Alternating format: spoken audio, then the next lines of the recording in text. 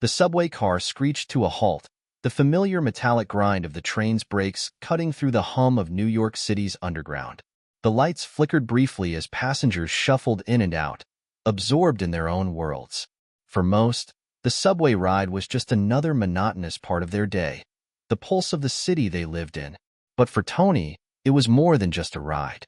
It was an opportunity. He blended in with the crowd, hood pulled low, his eyes scanning, always alert. A seasoned thief, Tony had learned to read people like a book. The elderly woman sitting across from him, with her worn coat and frail hands clutching her purse, was his target for the evening. He'd done this 100 times before, but something about this subway ride felt different, like the air was charged with an invisible energy. His fingers itched as the train moved into the next station. The woman wasn't paying attention, lost in thought as she gazed out the window. Her purse rested loosely on her lap, and Tony saw the perfect opening. The other passengers were distracted, lost in their phones or magazines. His heart raced as he leaned forward, his eyes narrowing on the prize. Just as his hand reached for her purse, a sudden sound caught his attention, a familiar hum of the overhead lights. But this wasn't the usual hum. It was different, as if the entire car had paused for a single breath. He didn't know why, but something felt off. He hesitated for a split second. Then, without warning, his fingers closed around the purse's strap. Click. It was a small sound, barely audible over the noise of the train, but it was enough. The woman flinched, her gaze shifting to him for a moment, but by then it was too late. He jerked the purse away and stood up swiftly, his eyes already scanning the other passengers. But something strange happened. From across the car, someone's eyes locked onto his. Keanu Reeves. The actor. Tony froze for a brief moment. He knew that face. Who didn't? The man had been everywhere, on billboards, in movies, and on late-night talk shows. But that wasn't what caused the chill to run down Tony's spine. No, it was the look on Keanu's face. A calm, almost otherworldly stare, as if he had seen through Tony in an instant. The man didn't even flinch, didn't make a sound. He didn't even seem surprised. He just watched, quietly, intently, as Tony clutched the purse in his hand, unsure of what to do next. Time seemed to slow as their eyes locked, and for a moment, Tony felt something he hadn't in a long time: guilt. But guilt didn't matter in a city like this. Tony wasn't about to let some actor derail his plans. He gritted his teeth and turned, making his way toward the door, ready to slip into the crowd at the next stop. He could feel Keanu's gaze following him, but that didn't matter. He had bigger problems than some celebrity watching him. But just as the train pulled into the next station, a voice broke the silence. Hey! It wasn't loud. It wasn't forceful. But it was there, soft, almost like a whisper, but with an undeniable weight. Tony's heart skipped a beat. He recognized that voice. The voice of someone who wasn't afraid to speak up. Someone who wouldn't let him just walk away. He turned slowly, and there was Keanu, standing in the aisle now, his eyes locked onto Tony's, unwavering. The other passengers seemed oblivious to the exchange, caught up in their own worlds. But Tony couldn't shake the feeling that he was being watched by more than just a curious bystander. Keanu stepped closer, and the rest of the world seemed to blur around them. The noise of the train, the bustle of the city, it all faded into the background. It was just the two of them in that moment, and Tony couldn't help but feel cornered. He was no stranger to confrontation. He'd been caught before, arrested, shoved into holding cells. But this was different. This wasn't some cop on the beat or a store manager trying to protect his merchandise. This was Keanu Reeves. The man was nothing like the movie roles he played. Calm, composed, and yet, something in his eyes made Tony feel like he had just been caught by someone who truly understood the consequences of his actions. Keanu spoke again, his voice low but firm. You don't need to do this. Tony's heart raced. It wasn't a threat. It wasn't even a judgment. It was just a statement. One that rang louder than any siren or police officer ever could. Tony swallowed hard. He knew what Keanu was implying, and for the first time in years, doubt crept into his mind. But it wasn't enough to stop him. Not yet. He looked down at the purse in his hand, and then back at Keanu. Mind your business, Tony muttered, his voice cold and defensive. Keanu didn't flinch. It is my business. We all share this city, Tony. Don't you want to be better than this? For a moment, Tony thought he was imagining things. How did Keanu know his name? But then he realized the man had been watching him, maybe for longer than just this subway ride. He wasn't just some bystander. No, Keanu had seen through him in ways Tony wasn't ready to face. The train began to slow again, coming to another stop. Tony knew that if he didn't act now, he'd lose his chance to escape. He turned on his heel and bolted, darting for the door, the elderly woman's purse still clutched tightly in his hand. Keanu didn't follow. He didn't have to. He'd already planted the seed of doubt. As Tony ran through the tunnel, the lights of the subway flashing behind him, he couldn't shake the feeling that something had just changed, something he couldn't quite put into words. The city felt different now, and so did he. Hit subscribe and leave a comment with where you're watching from. This story might just spark a new beginning. What's one thing that always pushes you forward, even when things get tough? Tony didn't know where he was running to, but it didn't matter. The city was his labyrinth, and as long as he kept moving, he could disappear. He darted down side streets, dodging pedestrians and weaving through the crowded alleys like a shadow. His breath came in short, sharp gasps, but he didn't stop. Not yet. The rush of the theft, the thrill of getting away, was still coursing through his veins. But something else lingered too, a nagging feeling, a sense of unease that wouldn't leave him. It was that damn actor, Keanu Reeves. Why had he said what he did? We all share this city. Don't think about it. Focus. Tony wiped the sweat off his forehead and pulled the purse tighter against his chest, as if it might offer him some kind of comfort. But it didn't. It never did. Tony had never been a bad person. At least, not by his own standards. He'd been dealt a rough hand. Born in the Bronx to a mother who worked 2 jobs just to keep the lights on and a father who disappeared when he was 6, Tony had learned early on that the world wasn't kind to people like him. People who didn't have money. People who didn't have connections. He remembered the days when his mom would patch up the same pair of shoes over and over again, when dinner was a can of beans and a slice of bread. He remembered how, when he was 12, he'd been so hungry one winter that he had stolen a loaf of bread from a corner store. He'd gotten caught, of course. The cops had shown up, and his mom had stood there, crying, begging them not to take him away. That day, his mother promised him she would get things together. She'd get a better job, they'd have enough to eat, and maybe, just maybe, things would get better. But they didn't. By the time Tony was 15, his mom had taken on even more work, and it still wasn't enough.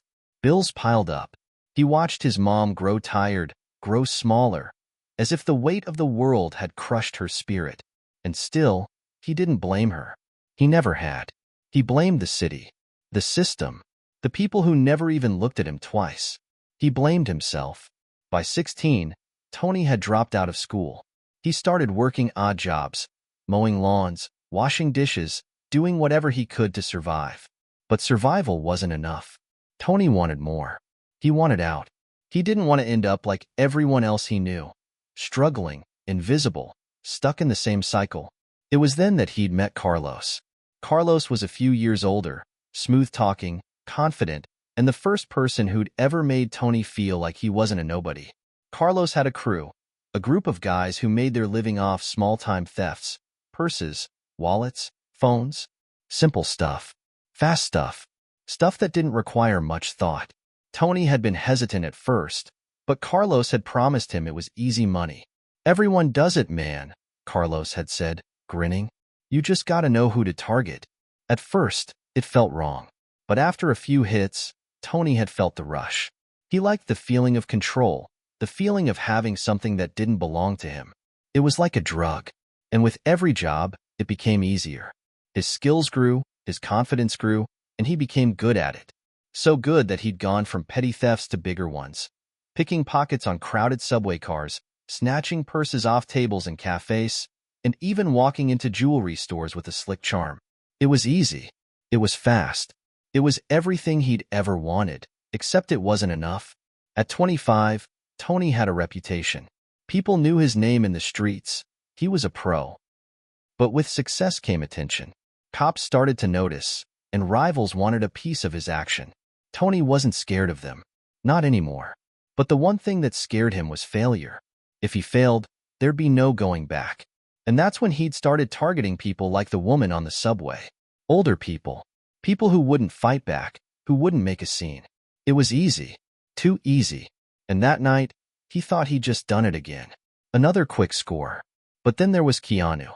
Tony's fingers tightened around the purse. He didn't want to deal with that right now. He needed to focus. He needed to get rid of the evidence, lay low for a few days. Maybe buy something nice. A new jacket. Maybe even a new pair of shoes. Something that would make him feel like he wasn't just another guy on the street. But as he rounded a corner, something pulled at him. That feeling from the subway. The one that said he was being watched. Tony stopped. He wasn't alone. A man in a suit was standing across the street, his back to him. Tony could see the silhouette, the shape of the man's posture, his stance. He was tall. He looked familiar, but Tony couldn't place him. Maybe he was just someone who'd seen the exchange and was now following him. Tony's pulse quickened. He took a step back into the alley, but the man didn't turn around. Instead, Tony heard a voice, low, calm, familiar. "You don't have to do this, Tony." It was Keanu. Tony froze. He didn't know how the man had found him, but there he was again, watching him, waiting. Tony's heart thudded in his chest, his thoughts racing. Was this some kind of game? But before he could react, Keanu turned and walked away. And just like that, Tony felt the world shift again. Something was different. Something had changed. Tony didn't follow Keanu. He couldn't.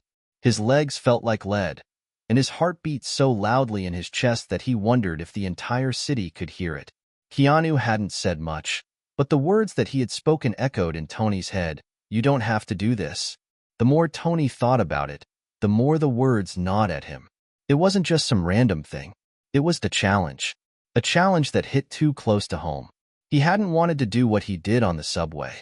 The thrill of the theft had faded the moment he touched the purse, and now, with Keanu's eyes following him, it felt like everything was slipping through his fingers. He didn't want to go back to the life he'd known.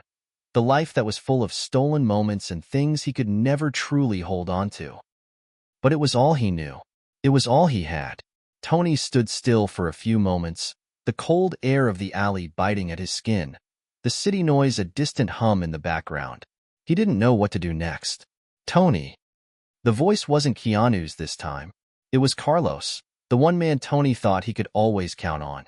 Tony turned to see his old friend leaning against a rusted metal dumpster, a cigarette dangling from his lips. His eyes were half hidden by the shadow of his hoodie, but Tony could tell the man was sizing him up. "Yeah," Tony said, his voice tight. Carlos threw the cigarette to the ground and stomped it out with his boot. "You've been acting weird, man. What was that on the subway? You don't just walk away from a job like that." Tony didn't want to talk about it. He didn't want to admit that something had shifted in him, something he didn't fully understand. But Carlos was waiting for an answer, his arms crossed, his stance demanding. I don't know, Carlos," Tony muttered, his gaze drifting to the ground. It didn't feel right. Carlos laughed, low and mocking. "It's always going to feel like that the first few times, you know that. But then it's easy. It's just business. You just gotta do it. We need the money, Tony. You want out, fine. But don't expect to stay out long. You'll always come back." Tony didn't respond. His mind was elsewhere. He could feel the weight of the purse in his jacket pocket, its contents a reminder of the life he was stuck in. Money was tempting. Always was. But what if it was never enough? Carlos saw the hesitation and leaned in closer. "You've been thinking about that actor, haven't you?" he said, his voice low but knowing. "What was his name? Keanu, right?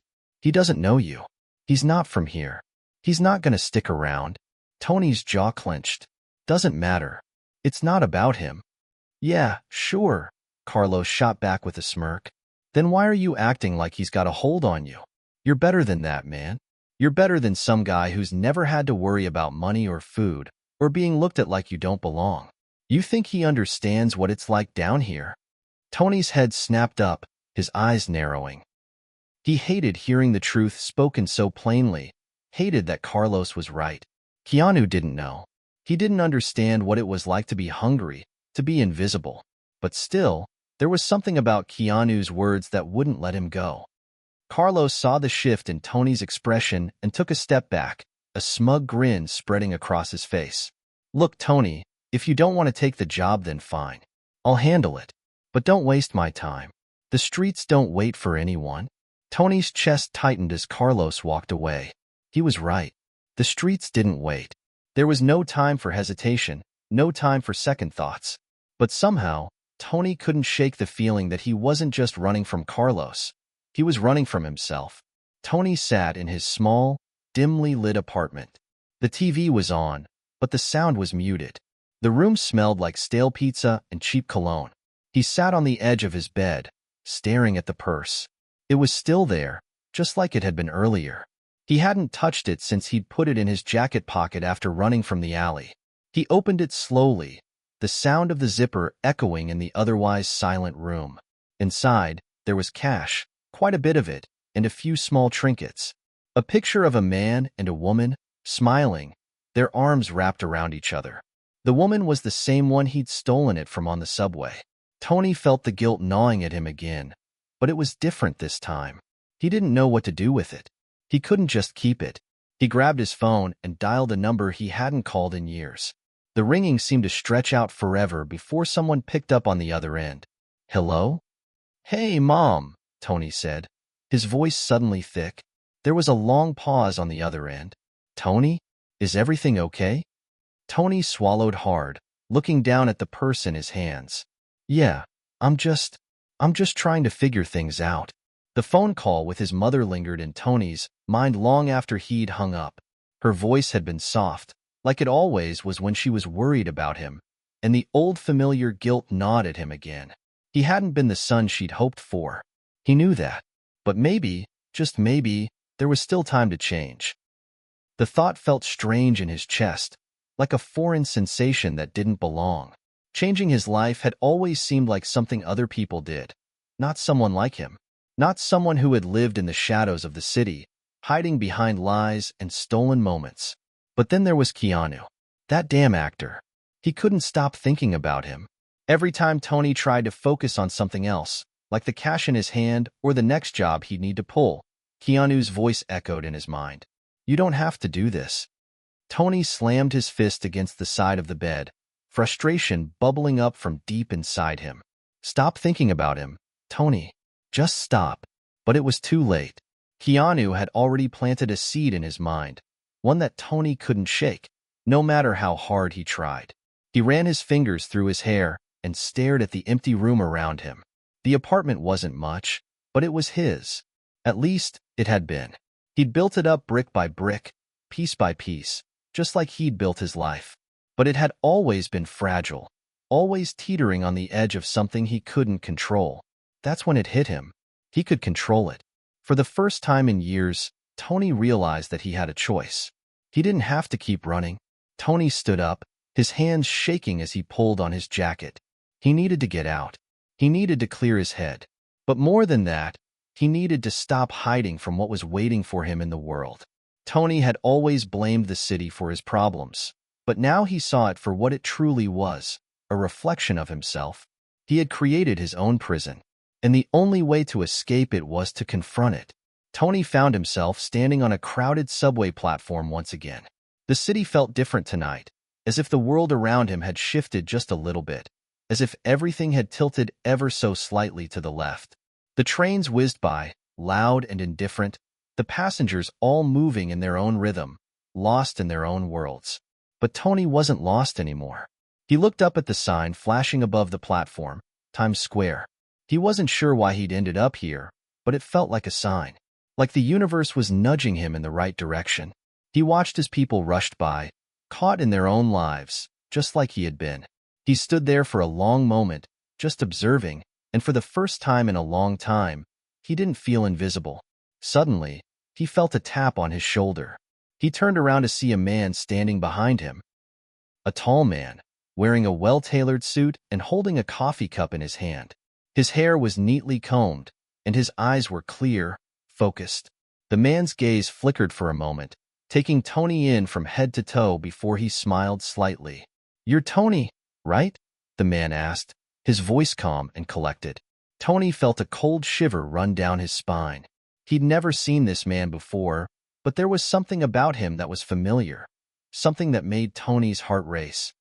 "Yeah," Tony said slowly, his voice tight. The man's smile grew a little wider, and he extended his hand. "I think you've been looking for me. You're in a bit of trouble, Tony."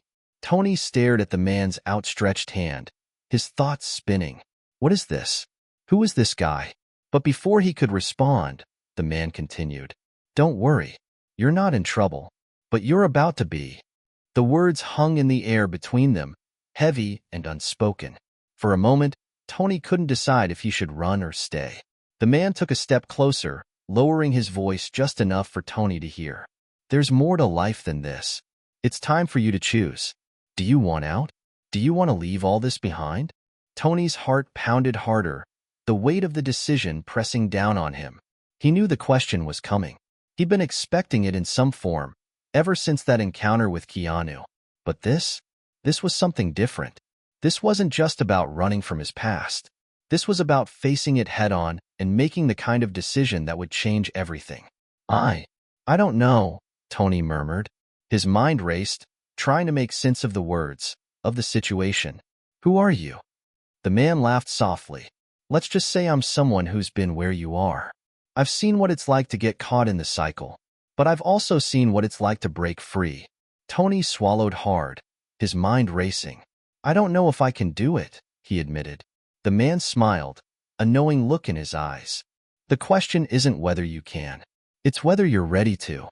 Before Tony could respond, the man turned and walked away, disappearing into the crowd, leaving Tony standing there with more questions than answers. The decision was still in his hands. But now, for the first time in his life, he didn't feel like he was completely alone. Tony stood frozen on the crowded subway platform, the weight of the stranger's words pressing down on him like a ton of bricks. The man had disappeared into the sea of commuters, as if he had never been there at all. But the question he'd left behind, "Are you ready to break free?" lingered in Tony's mind like an echo he couldn't escape. For the first time, Tony felt as though something inside him was shifting. He wasn't sure what it was, but it felt like an opening, like a door he hadn't even known was slowly creaking open. The uncertainty that had defined his life for so long was suddenly unbearable. He was standing on the edge of something huge and unknown, and he had to decide whether to leap or retreat into the safety of his old life. His phone buzzed in his pocket, snapping him out of his daze. It was a message from Carlos. Tony glanced at it, feeling a knot tighten in his stomach. "You better get your ass over here. We got a job tonight. Don't leave me hanging." Tony didn't respond immediately. He wasn't sure what he wanted anymore. The life he'd been living had always felt like a dead end. It was all about surviving, making it to the next job, the next score, without getting caught. But now, everything felt different. He looked down at the phone again and realized he hadn't been listening to what his instincts were telling him. His mind was still racing, but his heart was telling him something else. Before he could second-guess himself, Tony turned and walked in the opposite direction, out of the subway station and into the cold night air. Tony's heart was still pounding as he made his way to a nearby park.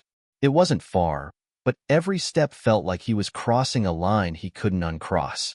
The city was quiet now, save for the soft rustling of the leaves in the trees and the distant hum of traffic. He kept walking, the cool night air biting at his skin, until he found a bench by a fountain. It was empty, the perfect place for him to think without being disturbed. Tony sank down onto the bench, his thoughts a tangled mess. What was he doing? Why had he walked away from Carlos? Why was he running? He thought about Keanu again, about that moment when the actor had looked at him with such intensity, as though he could see through Tony's entire soul. "You don't have to do this." Tony had never had anyone in his life who truly believed he could change, who didn't see him as just another guy in a world of thieves and criminals. Keanu had made him feel like he was worth something, like he had the potential to be more than just the sum of his past mistakes. And then there was the stranger. Who was he? What did he mean by breaking free? What could that even look like? Tony had no answers, only questions. But for the first time, he was willing to ask them. He was willing to find the answers, even if it meant tearing apart everything he thought he knew about himself. Tony's phone buzzed again. This time, it was a call from his mother. He hesitated before answering, not sure what to say. When he picked up, he heard the familiar sound of her voice, warm and concerned. "Tony, are you okay?" she asked, her words gentle but full of worry. Tony closed his eyes, his chest tight. Do I lie? Do I tell her what's really going on? He thought about how many times he had kept his life hidden from her, how many times he had failed to be the son she wanted him to be. But this time, he didn't want to lie. Not to her. Not anymore. I don't know, Mom, he said, his voice thick with emotion. I don't know what I'm doing with my life. But I think I need to figure it out. I think I need to change. There was a long silence on the other end of the line before his mother spoke again, her voice soft but steady. You've always been a good boy, Tony. You've just been lost. And it's okay to be lost sometimes. But I believe in you. I always have. Tony felt something inside him break. For the first time in years, he felt seen, truly seen. His mother hadn't given up on him. Even after everything he had done, she still believed in him. I'm so sorry, Mom, Tony whispered, his voice cracking. I never meant to hurt you. I know, she said gently, but I'll always be here, and I'll always love you. Tony wiped the tears from his eyes before they could fall. This wasn't the way he had expected the night to unfold, but it was the way he needed it to. For the first time in a long time, he felt like he was standing on solid ground. His past, his mistakes, they didn't define him. And maybe, just maybe, it was time to stop running from them. Tony woke up to the sound of his phone buzzing, his heart racing. He'd barely slept, his mind whirling with the decisions he had to make. He reached for his phone and saw the message. We need you at the job. Now, he stared at the screen, the same conflict rising within him again. He could go. He could show up and take the job, go back to the life he knew, the life he had always known. Or he could walk away. He could start over, but that would mean letting go of everything, including the people who had been part of his past. Tony took a deep breath and made his decision. He dialed Carlos's number, and when his friend picked up, Tony said, I'm not coming. There was a long pause on the other end of the line. What the hell do you mean, you're not coming? Carlos demanded. I'm done, Tony said firmly, his voice clear. I'm done running. I'm done with all of it. The decision hung in the air, suspended between Tony and Carlos, like a fragile thread waiting to snap.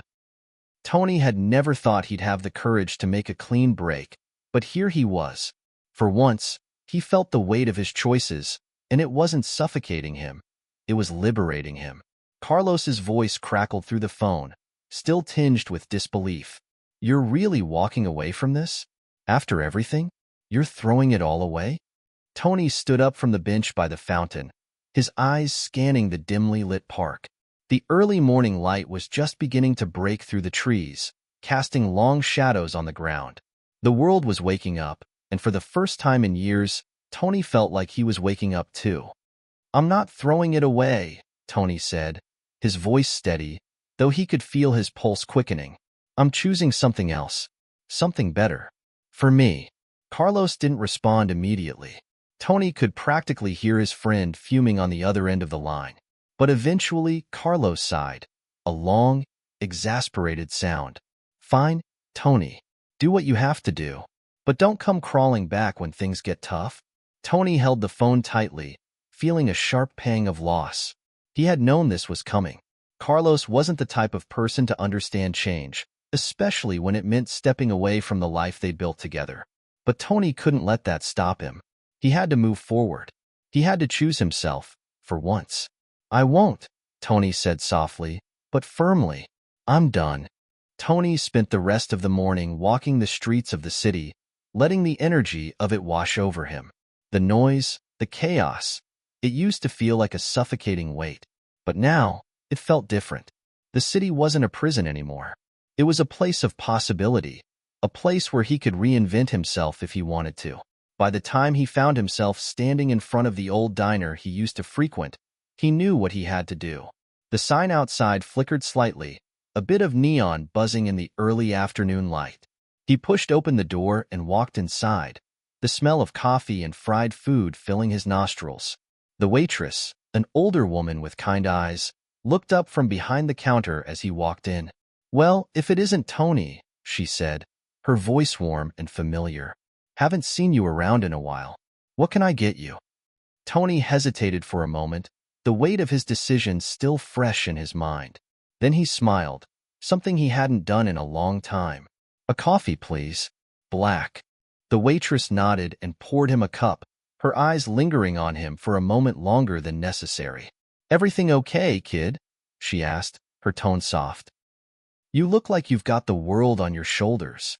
Tony sat down at the counter, the warmth of the coffee cup grounding him. He looked up at the waitress, her face kind and understanding. "I think I'm figuring it out," he said quietly, the words feeling strange and foreign on his tongue. But they were true. He was figuring it out. Tony sat alone in his small apartment, the light of the television flickering across the room. The city was alive outside, but he felt different now, removed from it in some way.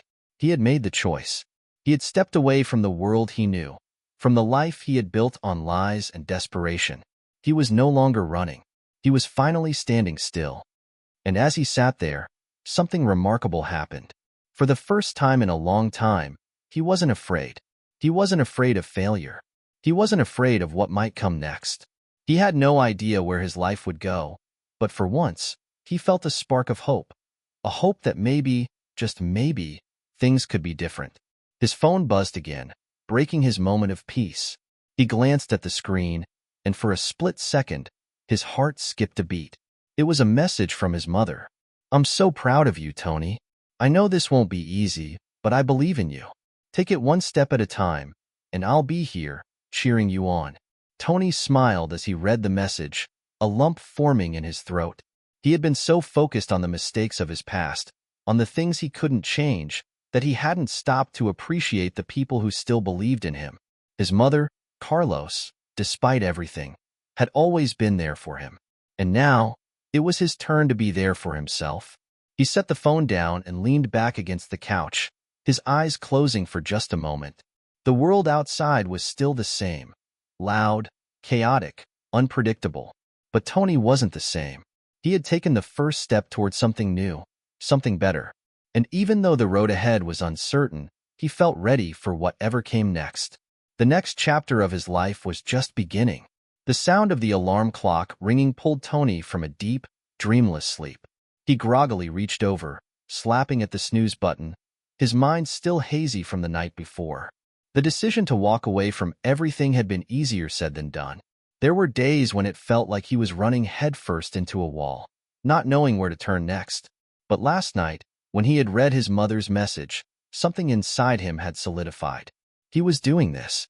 He was moving forward. Tony sat up in bed, rubbing his eyes and stretching his arms above his head.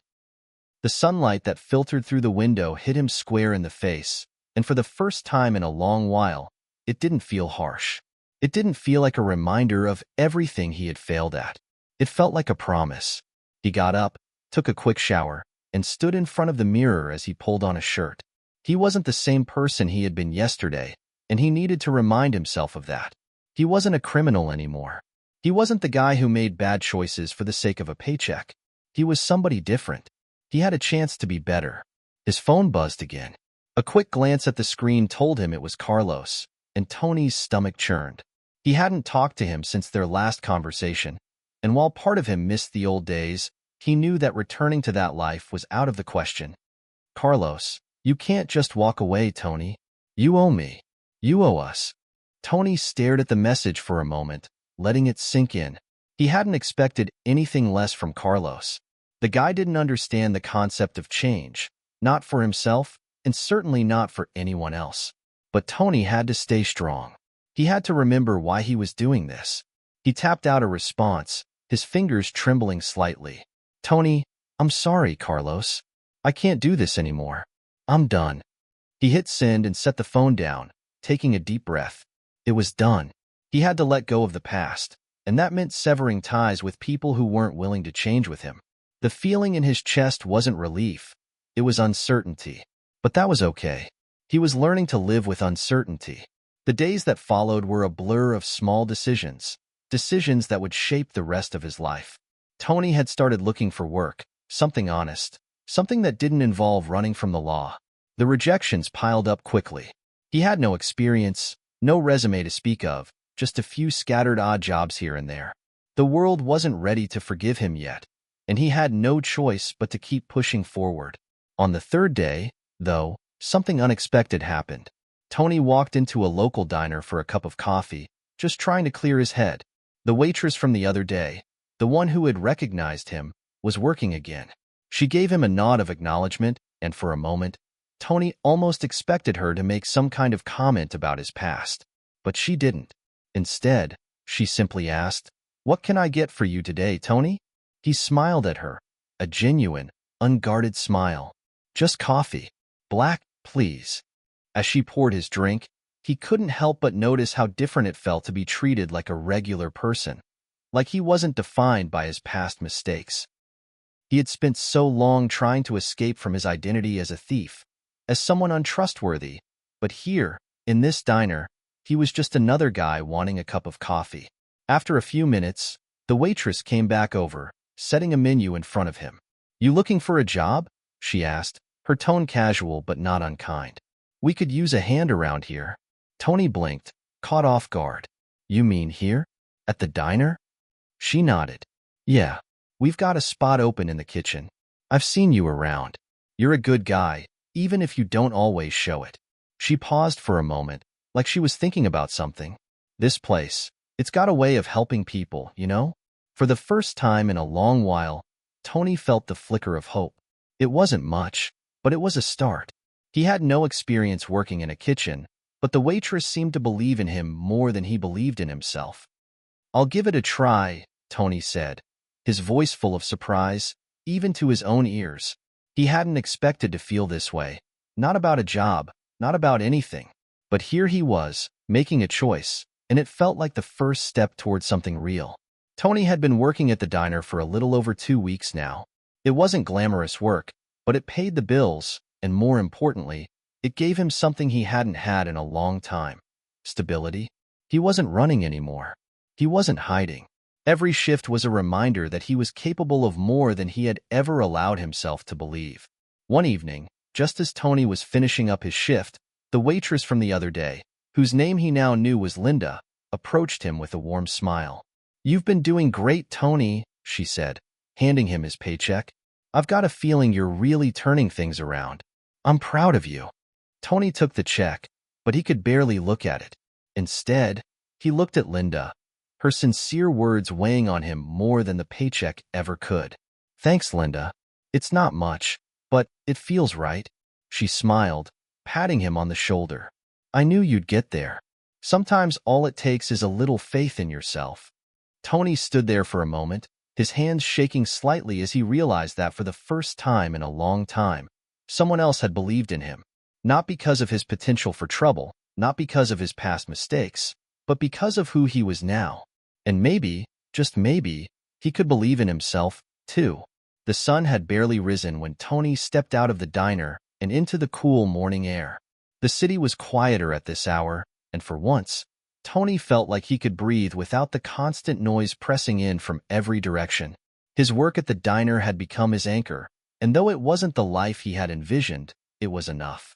For the first time in a long time, he was starting to feel like he was in control, like he could move forward without being dragged back by his past. But as Tony walked down the street, his phone buzzed in his pocket. He pulled it out, his heart skipping a beat when he saw the name on the screen, Carlos.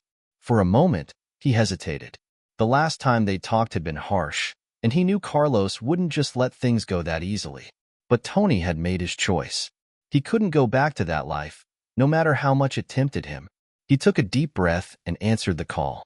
"Carlos." "You've got some nerve, Tony." Carlos's voice was sharp, cutting through the silence. "You think you can just walk away and everything's going to be fine? You think you're going to get away with it?" Tony's stomach twisted, but he held his ground. "I'm not doing this anymore, Carlos. I'm not going back to that life. I've made my choice." Carlos's laughter was bitter. Your choice? You think you can just erase everything? You think you can just forget what we've built? What you've done? Tony squeezed his eyes shut, trying to block out the anger in Carlos's voice. He knew this was coming, but hearing it still stung. I can't keep living like that. I can't keep running, Carlos. It's not who I am anymore. There was a long silence on the other end of the line. Tony could almost hear Carlos processing his words, the anger slowly giving way to something else, something darker. You think you've escaped, don't you? Carlos finally said, his voice low and dangerous. You haven't. You're just waiting for the past to catch up with you. And when it does, you'll wish you never walked away. Tony's heart raced, but he forced himself to remain calm. I'm not afraid of the past anymore, Carlos. I've learned from it. I'm moving forward. Carlos's voice dropped to a whisper, as if he were speaking directly to Tony's soul. We'll see about that. You won't be able to outrun it forever. With that, the line went dead. Tony stood there, staring at the phone in his hand, his breath shallow and quick. He had expected this. Carlos had always been like this, relentless, unforgiving. But now, more than ever, Tony felt the weight of his decision. There was no turning back. He had chosen a different path, and the shadows of his past would always be there, waiting for him to slip up. Tony's thoughts were consumed by the conversation with Carlos, but he knew he couldn't let it derail him. He had to keep moving forward, had to stay grounded in the life he was building for himself. He couldn't let Carlos, or anyone else, dictate his future. He arrived at the diner for his shift, the familiar hum of the kitchen calming his nerves. The early morning crowd was trickling in, and Tony got to work without a second thought. He didn't have time to dwell on what Carlos had said. There were orders to fill, coffee to brew, and people who relied on him to do his job. It wasn't until late in the afternoon, when the dinner rush had begun to die down, that something unexpected happened. Tony was cleaning up a table near the front of the diner when the door opened, and a figure stepped inside. The man looked familiar, but it took Tony a moment to place him. He was tall, wearing a dark jacket, and his face was partially obscured by sunglasses. But when he looked up, Tony's heart stopped. It was Keanu Reeves. Tony blinked, unable to comprehend what he was seeing. Keanu Reeves, the actor, the one who had been a part of so many films Tony had watched as a kid, was standing right in front of him. Tony's mind raced. This was a joke, right? There was no way this was real. But it was. Keanu stepped up to the counter, his expression casual, as if he were just another guy grabbing a cup of coffee. Tony's eyes flicked nervously to Linda, who was working the register.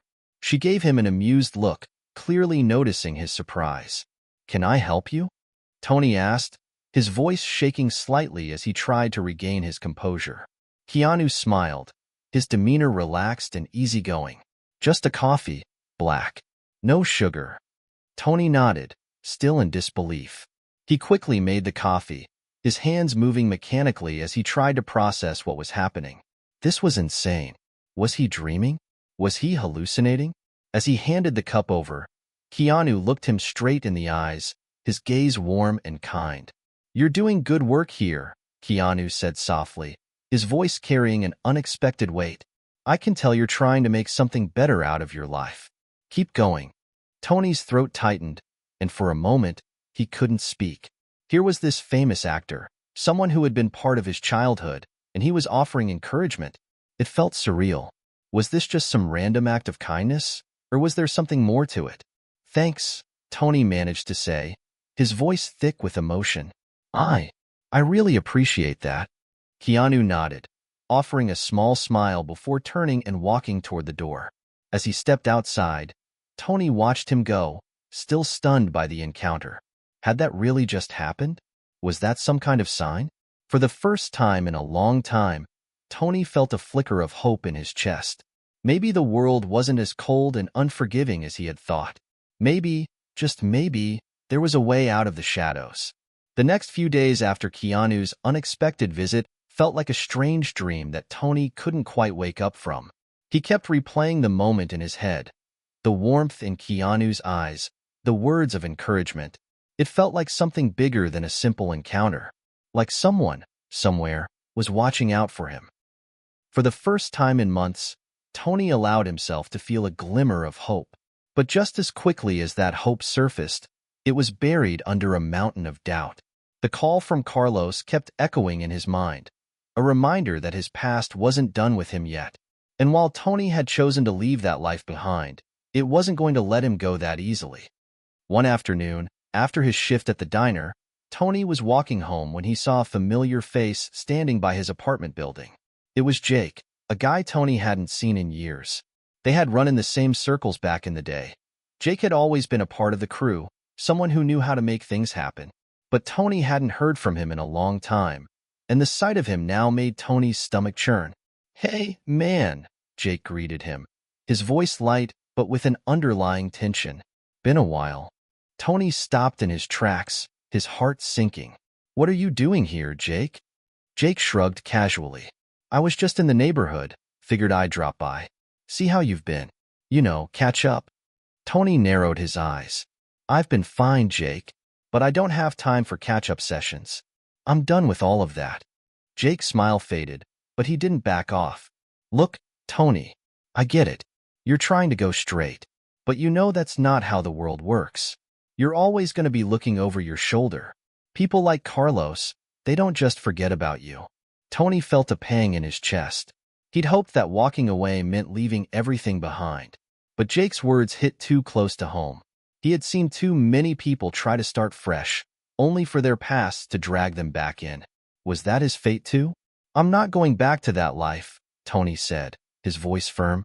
"I don't need that world anymore. I've got a job. I'm moving on."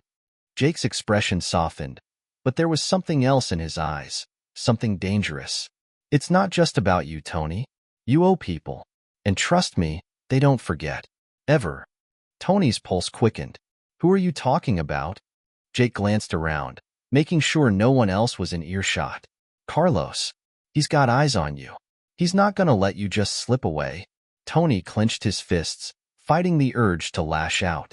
He couldn't let Carlos control him. He couldn't let anyone pull him back into that world. But Jake's warning wasn't something he could just ignore. Carlos had always been a man of his word, and if he said Tony was going to pay, Tony knew that meant trouble. Before Tony could respond, Jake turned and started to walk away. "Just be careful, Tony," he called over his shoulder. "You can't outrun your past forever." Tony watched him disappear into the distance, his mind racing. He had thought he could leave it all behind, but Jake's words rang in his ears. He wasn't free, not yet. And even though he had taken the first step toward change, the road ahead was still filled with obstacles. People from his past, like Carlos, weren't just going to let him go. And that meant Tony had to be prepared for whatever came next. Tony spent the next day on edge. He couldn't shake the feeling that something was closing in on him. He kept looking over his shoulder, half expecting to see someone from his past lurking in the shadows. But it wasn't just Carlos or Jake he had to worry about. It was everything. His past, his decisions, the things he had done to survive. They were all still a part of him. And they always would be. As he walked into the diner for his shift, Linda noticed his tense demeanor immediately. "Hey, you all right?" she asked, setting down a plate in front of him. Tony nodded, forcing a smile. "Yeah, just a lot on my mind." Linda raised an eyebrow, but she didn't press him. Instead, she gave him a gentle pat on the arm. "If you need to talk, you know where to find me." Tony appreciated her concern, but he didn't want to burden her with his worries. She was his coworker, someone who had given him a chance when no one else would. He couldn't drag her into his mess. As the evening wore on, the diner started to fill up with customers. Tony worked quickly, his focus almost mechanical as he moved between the kitchen and the dining area. But just as he was putting an order together, the doors swung open again, and this time, it wasn't Keanu Reeves who walked in. It was Carlos. Tony's blood ran cold. He could feel his heart pounding in his chest, and his palms grew sweaty. What was Carlos doing here? He hadn't seen the man in person in months, and now, just when things seemed to be settling down, he walked into the diner like it was just another day. Carlos glanced around the diner, his eyes quickly landing on Tony. A slow, predatory smile spread across his face as he made his way toward the counter. Tony froze, not sure how to react. He wanted to run, to escape, but he knew that would only make things worse. Instead, he took a deep breath and forced himself to stay calm. Carlos wouldn't be here if he didn't want something, and Tony wasn't about to let him take control again. Carlos leaned in, his voice low but carrying a weight of warning. "You thought you could just walk away, didn't you, Tony? You think I'm just gonna let you go? You're mine, whether you like it or not." Tony felt the weight of Carlos's words, the threat hanging heavy in the air. But he didn't flinch. He wasn't that man anymore. He wasn't going back to the life he had once known. "Not anymore," Tony said quietly, his voice steady. "I'm done with you, Carlos. I'm done with all of it." Carlos's smile faded, replaced by a cold, dangerous look. "We'll see about that." As Carlos turned and walked out of the diner, Tony felt the tension in the room ease. He hadn't given in. He had stood up to Carlos, and that, for the first time in a long while, made Tony feel like he was finally in control. But he knew that this was only the beginning. Carlos wouldn't back down so easily, and Tony's past would keep coming back to haunt him, whether he was ready for it or not. Tony couldn't shake the feeling of Carlos's presence lingering in the diner long after he had left. The coldness in his eyes, the underlying threat in every word. It was all Tony could think about.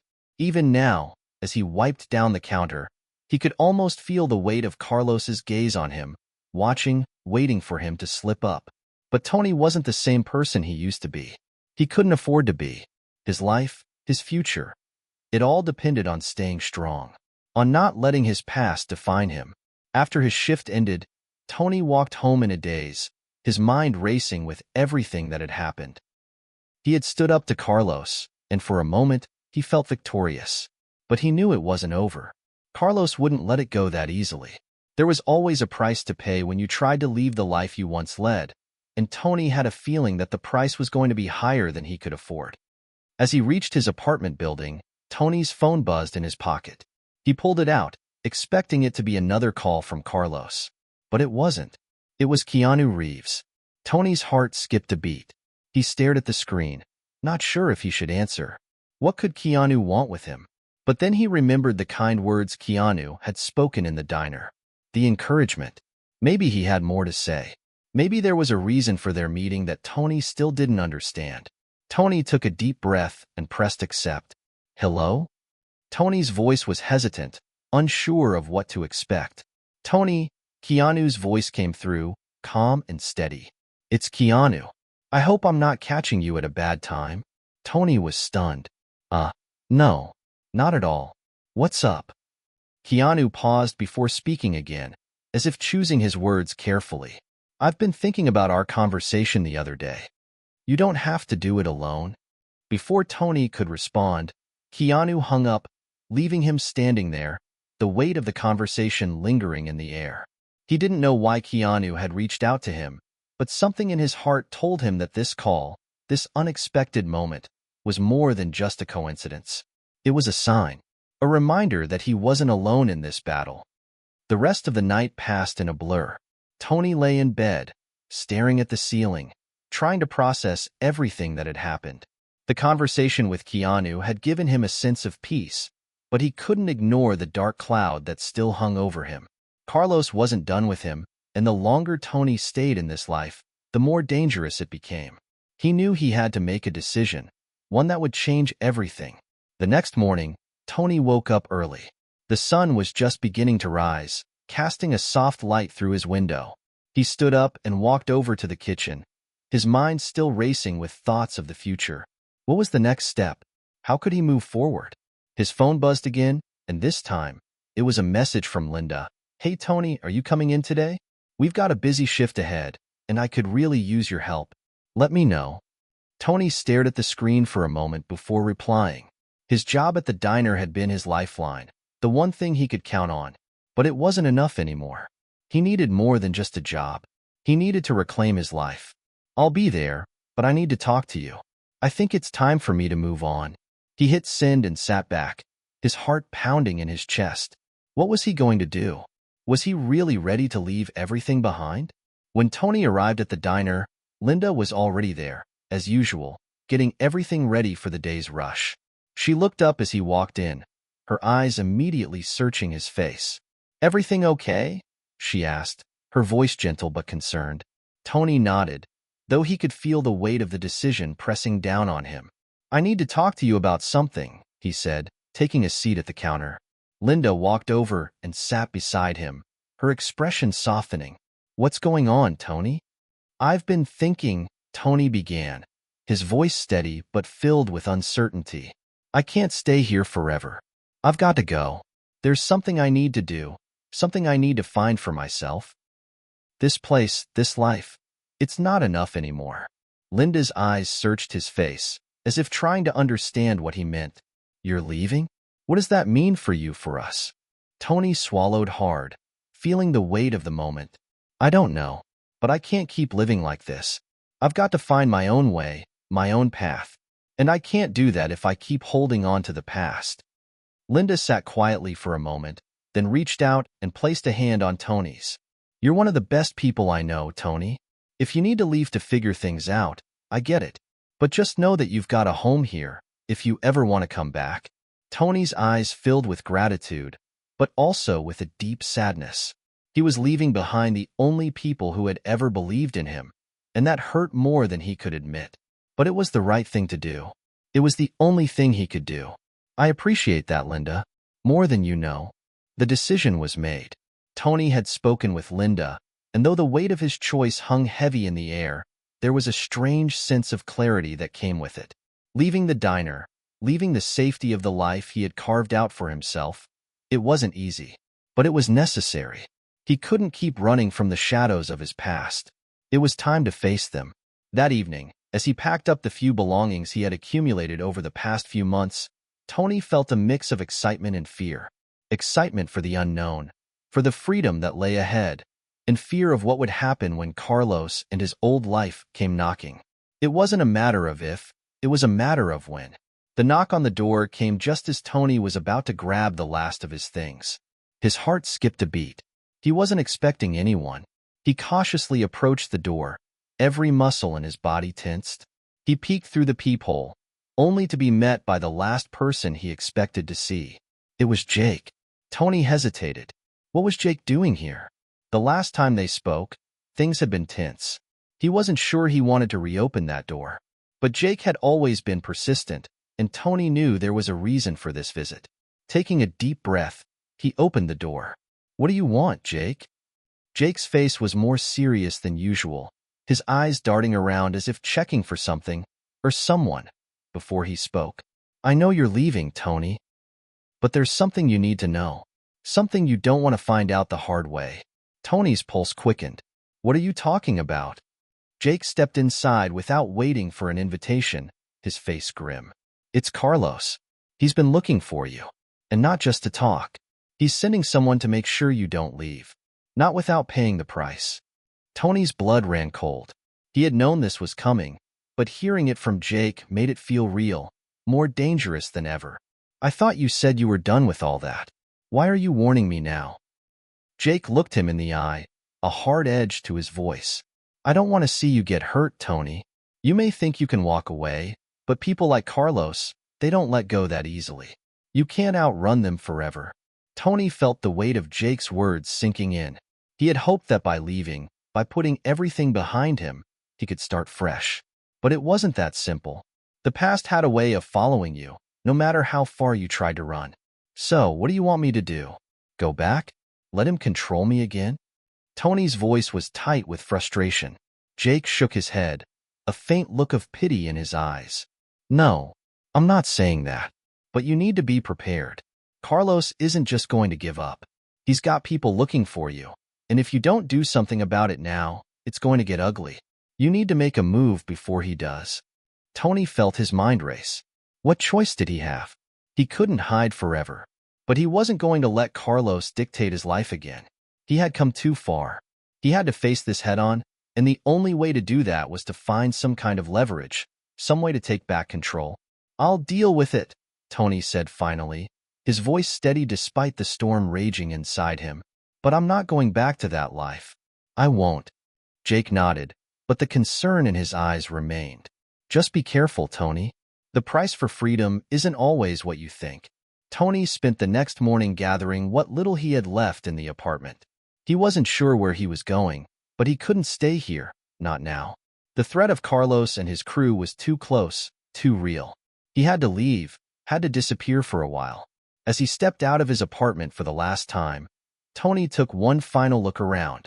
It was a small, modest place, but it had been his sanctuary, his escape. Now, it was just another part of the past that he was leaving behind.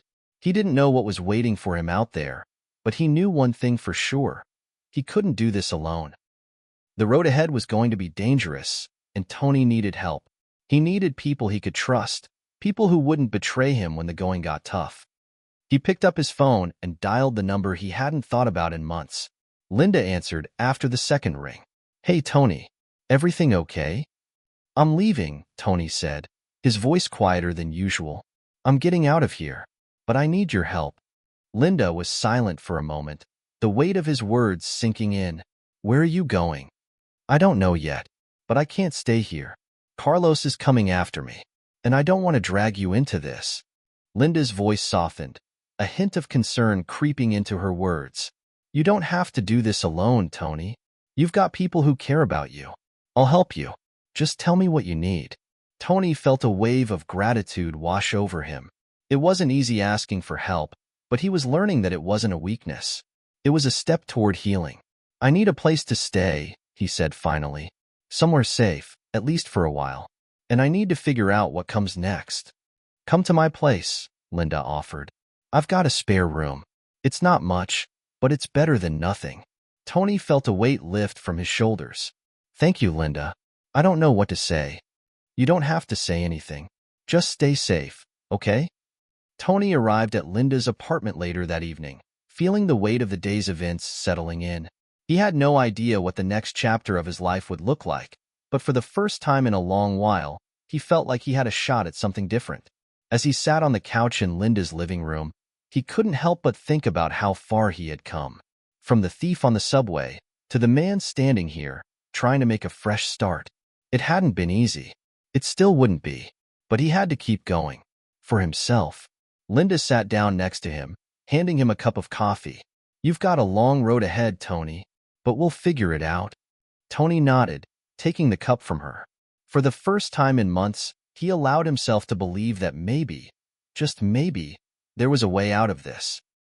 Maybe there was a future for him after all. Hit subscribe and leave a comment with where you're watching from. This story might just spark a new beginning. What's one thing that always pushes you forward, even when things get tough?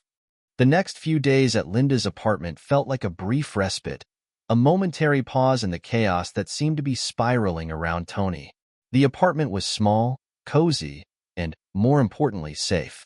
It was a far cry from the gritty world he had left behind, but it was a place he could think clearly, away from the shadows of his past. Linda had been kind, offering him a sense of normalcy he hadn't known for a long time. She cooked dinner, they watched old movies, and there were even moments of laughter, simple moments of humanity that Tony had almost forgotten. But underneath it all, the threat of Carlos loomed. Tony couldn't let himself forget that. Not for a second. Linda could see the weight in his eyes, the way he barely slept at night, the tension in his shoulders as he paced the small apartment. She knew he wasn't truly at peace. He was only biding his time, waiting for something to happen. She didn't ask questions, though. She didn't need to. Tony would tell her when he was ready, and she would be there. But even Linda couldn't deny the undercurrent of tension that seemed to grow with every passing day. Tony had made the decision to leave his past behind, but Carlos wasn't going to let him go that easily. That much was certain. One evening, as they sat at the small kitchen table after dinner, Linda brought up the subject that had been hanging between them for days. "You can't keep running forever, Tony," she said quietly, her eyes fixed on her coffee cup. "I know you want to leave it all behind, but Carlos isn't going to just forget about you. If you really want to move on, you're going to have to face him." Tony shifted uncomfortably in his seat. He had thought about that very thing constantly. How could he go back to that life? Back to the place where everything had fallen apart? But at the same time, Linda was right. He couldn't hide forever. At some point, he would have to confront his past head-on. "I don't know if I can do that," Tony said, his voice low. Going back to him, to that life, it's like walking back into a trap. Every time I think I'm out, it pulls me back in. Linda looked up at him, her expression soft but firm. You're stronger than you think. You've already taken the first step by getting away. But if you want real freedom, you're going to have to stand up to him. You can't keep running forever. Tony stared at the table, his mind swirling with uncertainty. Could he really do it? Could he face Carlos again after everything that had happened? His mind flashed back to the fear in Carlos's eyes when they had last met. That anger, that hunger for control. It was a power that Tony had once feared. But now, there was a new feeling in his heart, something different. Maybe it was hope. Maybe it was courage. I don't know, Tony muttered, running a hand through his hair. I don't want to go back to that life. But I can't keep living in fear, either. Linda reached across the table, placing a hand on his. Then you don't have to do it alone. You've got me. And you've got others who care about you. We'll figure it out, one step at a time. Tony looked up at her, his heart swelling with gratitude. For the first time in what felt like forever, he felt like he wasn't completely alone in this. Maybe it wasn't as hopeless as he thought. The next morning, Tony woke early, his mind already racing with thoughts of the decision he would have to make. It had been a quiet night, but the silence was deafening. He knew it was only a matter of time before Carlos came knocking, and he couldn't keep hiding. He couldn't keep running. He had to make a plan. Tony spent the day thinking about his options. Should he confront Carlos directly, face to face? Or was there another way to handle this? One that didn't involve putting his life on the line? As he pondered his choices, his phone buzzed with a message. He stared at the screen for a moment before unlocking it. The message was from Jake. Tony, I know you're planning on leaving, but there's something you should know. Carlos is making moves. He's sending someone to check on you, and it's not just to talk. Get ready. I'll be in touch. Tony's heart skipped a beat. He had known it was coming, but now that it was here, the gravity of the situation hit him hard. He couldn't let this go on any longer. He couldn't wait for Carlos to come to him. He had to take control. Tony met Linda at the diner, the familiar setting offering some comfort amidst the uncertainty. Linda was already waiting for him in a booth, her brow furrowed with concern when she saw the look on Tony's face. I got a message, Tony said quietly as he sat down across from her. Carlos is sending someone to check on me. It's only a matter of time before they find me here. Linda's expression hardened, and Tony could see the worry in her eyes. What are you going to do? Tony's voice was steady, despite the storm inside him. I'm going to stop running. I'm going to take the fight to him. Linda nodded, though her concern was palpable. You're sure about this? It's not going to be easy. You've seen how Carlos works. Tony met her gaze, determination hardening in his eyes. I don't have a choice. It ends now. I can't keep living in fear of what might happen. I've got to face him. Linda reached across the table, taking his hand in hers. I'm with you, Tony. Whatever happens, we'll figure it out together. Tony gave a small, grateful smile. Maybe he hadn't walked this far just to turn back now. Maybe he had more strength in him than he thought. Tony sat on Linda's couch that night, staring at his phone as he prepared for the inevitable. He couldn't be sure when Carlos's people would show up, but it didn't matter. He was ready. He had to be. This was it. There was no going back now. Tony couldn't sleep that night. The weight of what he was about to do hung heavy in his chest, and every time he closed his eyes, the images of his past flooded back.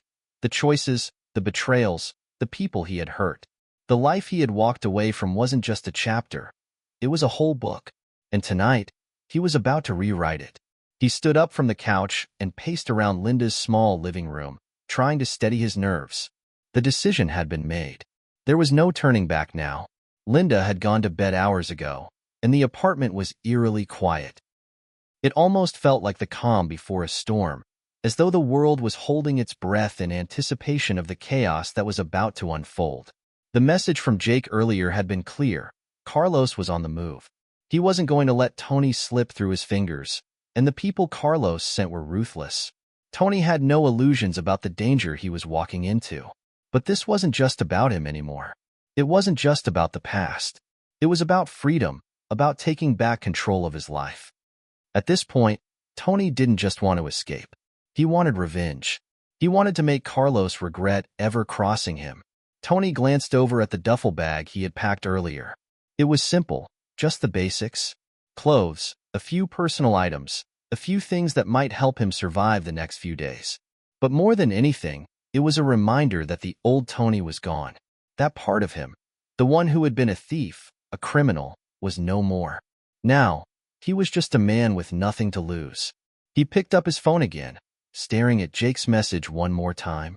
The message was clear, but it wasn't enough. Tony needed more information.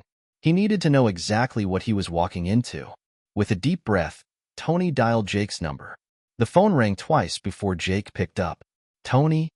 I need more," Tony said, his voice steady but urgent. "I'm not going in blind. I need to know what Carlos is planning. Who's coming after me? What do I need to be ready for?" Jake sighed on the other end, the weight of the situation clear in his voice. "Carlos isn't someone you just walk up to and take down, Tony. He's got eyes everywhere, and he's not afraid to use them. The guy he's sending after you? He's not just a runner or a low-level thug. This guy's a pro. He's been with Carlos for years." Tony's heart rate picked up, the tension building as Jake's words sank in. "Who is he?" Jake hesitated before responding. "His name's Mitch. Let's just say he's the kind of guy who doesn't leave a trace. He's good at what he does, Tony. And when Carlos sends someone like Mitch, it's not just a warning. It's a guarantee that things are about to get real ugly." Tony's jaw clenched. "How do I stop him?" Jake let out a grim chuckle. "You don't stop Mitch. You outsmart him. You don't fight him head-on. That's not how it works with Carlos's people. You've got to think 2 steps ahead, Tony. And if you're not prepared to do that well, you won't make it out." Tony rubbed his temples, trying to process everything Jake had just told him. Outsmart Mitch. That wasn't going to be easy, but he had to try. This was it, the fight of his life. If he was going to get out, he needed to do it on his terms. "I'll handle it," Tony said, his voice a little more firm now. "I won't let him find me. And when it's over, it's over." Jake didn't respond right away, and Tony could almost hear the skepticism in his silence. But finally, Jake spoke again, his voice soft but serious. "You sure you're ready for this, Tony? There's no going back. Once you cross that line, there's no turning around." Tony closed his eyes for a moment, his mind flashing to Linda's face, to the life he could have if he made it out of this. It wasn't just about revenge anymore. It was about survival. And if he wanted to live, he had to fight. "I'm ready," Tony said, his voice steady. "Thanks for the warning, Jake. I'll figure it out from here." Jake sighed again, but this time, there was a sense of finality in his tone. "Good luck, Tony. You're gonna need it." Tony spent the morning preparing. He wasn't about to just wait around for Mitch to find him. He knew the city, he knew the streets, and he knew how to disappear when he needed to. It wasn't going to be easy, but Tony had the upper hand now. Carlos might have sent Mitch to track him down, but Mitch had never met Tony when he was cornered. As he stood outside Linda's apartment, looking over the city skyline, Tony realized just how far he had come. He wasn't the same man who had stolen from an elderly woman on a subway. He wasn't the same man who had been under Carlos's thumb, afraid of every shadow. No, Tony had changed, and he wasn't about to let his past take him down. Linda appeared beside him, her eyes soft with concern. "You're really going through with this, aren't you?" Tony turned to her, meeting her gaze with a determination that surprised even him. "I have to, Linda. I have to face him. I can't keep running." She looked at him for a long moment, as if trying to see into the depths of his soul. Finally, she spoke. "Just promise me something, Tony. Promise me you'll come back. Promise me you won't throw everything away." Tony nodded, his voice low but resolute. "I'm not throwing anything away. I'm taking it back. For good." Linda reached up and kissed him on the cheek, her gesture simple but filled with meaning. "Then go, and come back safe." Tony stood on the rooftop of a building overlooking the streets below, watching for any sign of Mitch.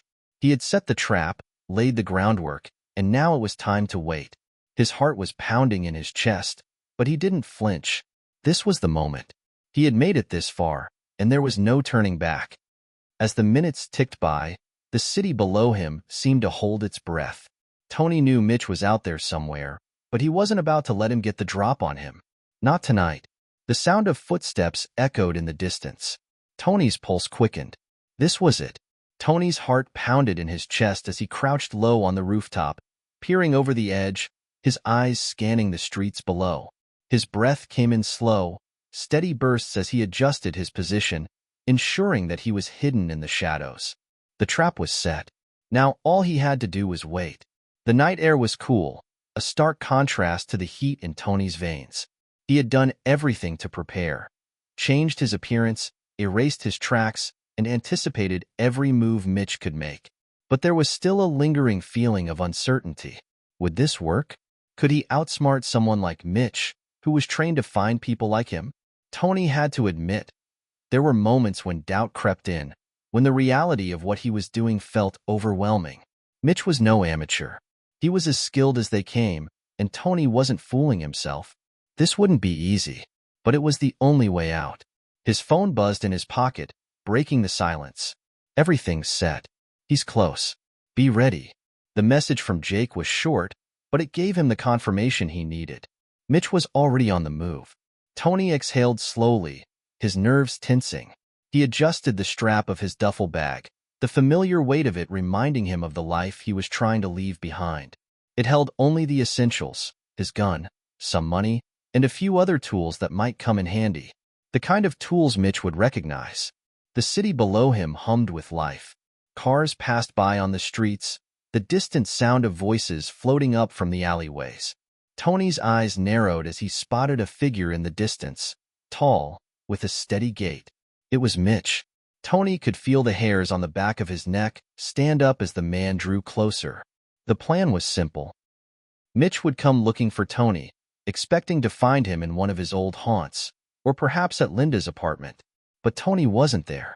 Instead, he was here, on this rooftop, where he would have the advantage. Tony had rigged the area with a few distractions: sound triggers, motion sensors, and most importantly, a clear escape route. If Mitch took the bait, Tony would be in position to strike. But if he didn't, Tony would have to adapt. There was no room for error.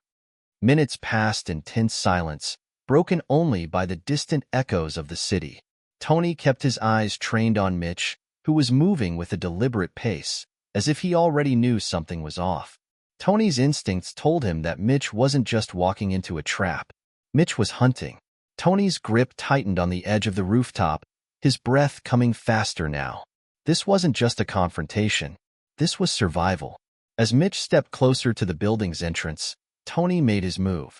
In one fluid motion, he stood up, slipping into the shadows just as Mitch passed below. Tony's heart hammered in his chest as he moved quickly but silently, positioning himself behind Mitch. His instincts screamed at him to act fast. Mitch was good. Too good. Tony closed the distance, his muscles tensed, ready to spring into action. And just as Mitch turned around to scan the rooftop, Tony struck. The fight was fast, brutal, and vicious. Mitch was quicker than Tony had anticipated, ducking and weaving, dodging every swing Tony threw his way. But Tony wasn't holding back. Every punch, every kick, was fueled by the same anger and desperation that had kept him alive for so long. They moved like shadows, fluid, dangerous. Mitch's combat skills were impressive, but Tony was relentless. He was fighting not just for survival, but for the life he had yet to reclaim. This was his chance to take control. As Mitch lunged forward, Tony anticipated the move, sidestepping and sending him crashing to the ground with a well-timed sweep. The impact rattled the air, the sound of Mitch hitting the pavement echoing off the walls. Tony didn't hesitate. He was on him in a flash, pinning Mitch down. Their eyes locked, and for a moment, Tony saw something in Mitch's expression, a flicker of surprise. Tony had caught him off guard. "You're not as smart as you think you are," Tony growled, pressing Mitch's arm to the ground, ready to make his next move. Mitch grunted, trying to twist out of Tony's grip, but it was no use. The element of surprise was on Tony's side. He had him.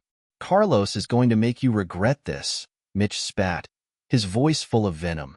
Tony's eyes hardened. He had heard those words before, but this time, they didn't scare him.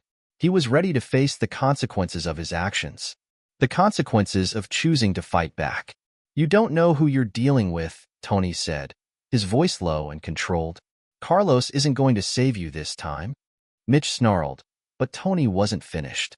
He had no intention of letting Carlos's right-hand man walk away this time. With a swift move, Tony disarmed Mitch, taking the knife he had been carrying and tossing it aside. Mitch's eyes widened as he realized he was disarmed. But Tony didn't stop there. He wasn't just going to walk away and leave Mitch to lick his wounds. Tony pulled Mitch to his feet and shoved him back against the wall, pressing him hard enough to wind him. The fight was over, but the war was far from it. You tell Carlos, Tony said, his voice cold and menacing, that this is the last time I run. This is my city now. Mitch's expression flickered with something like fear, but Tony didn't care. He had made his point. Carlos would get the message.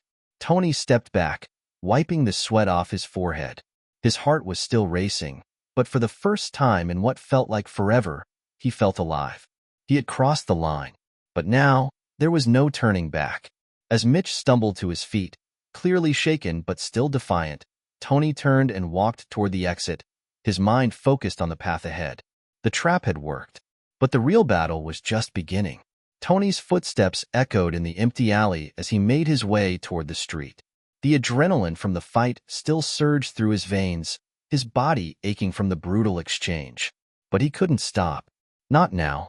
Not when he had finally taken control. Behind him, Mitch was recovering, slowly pulling himself together.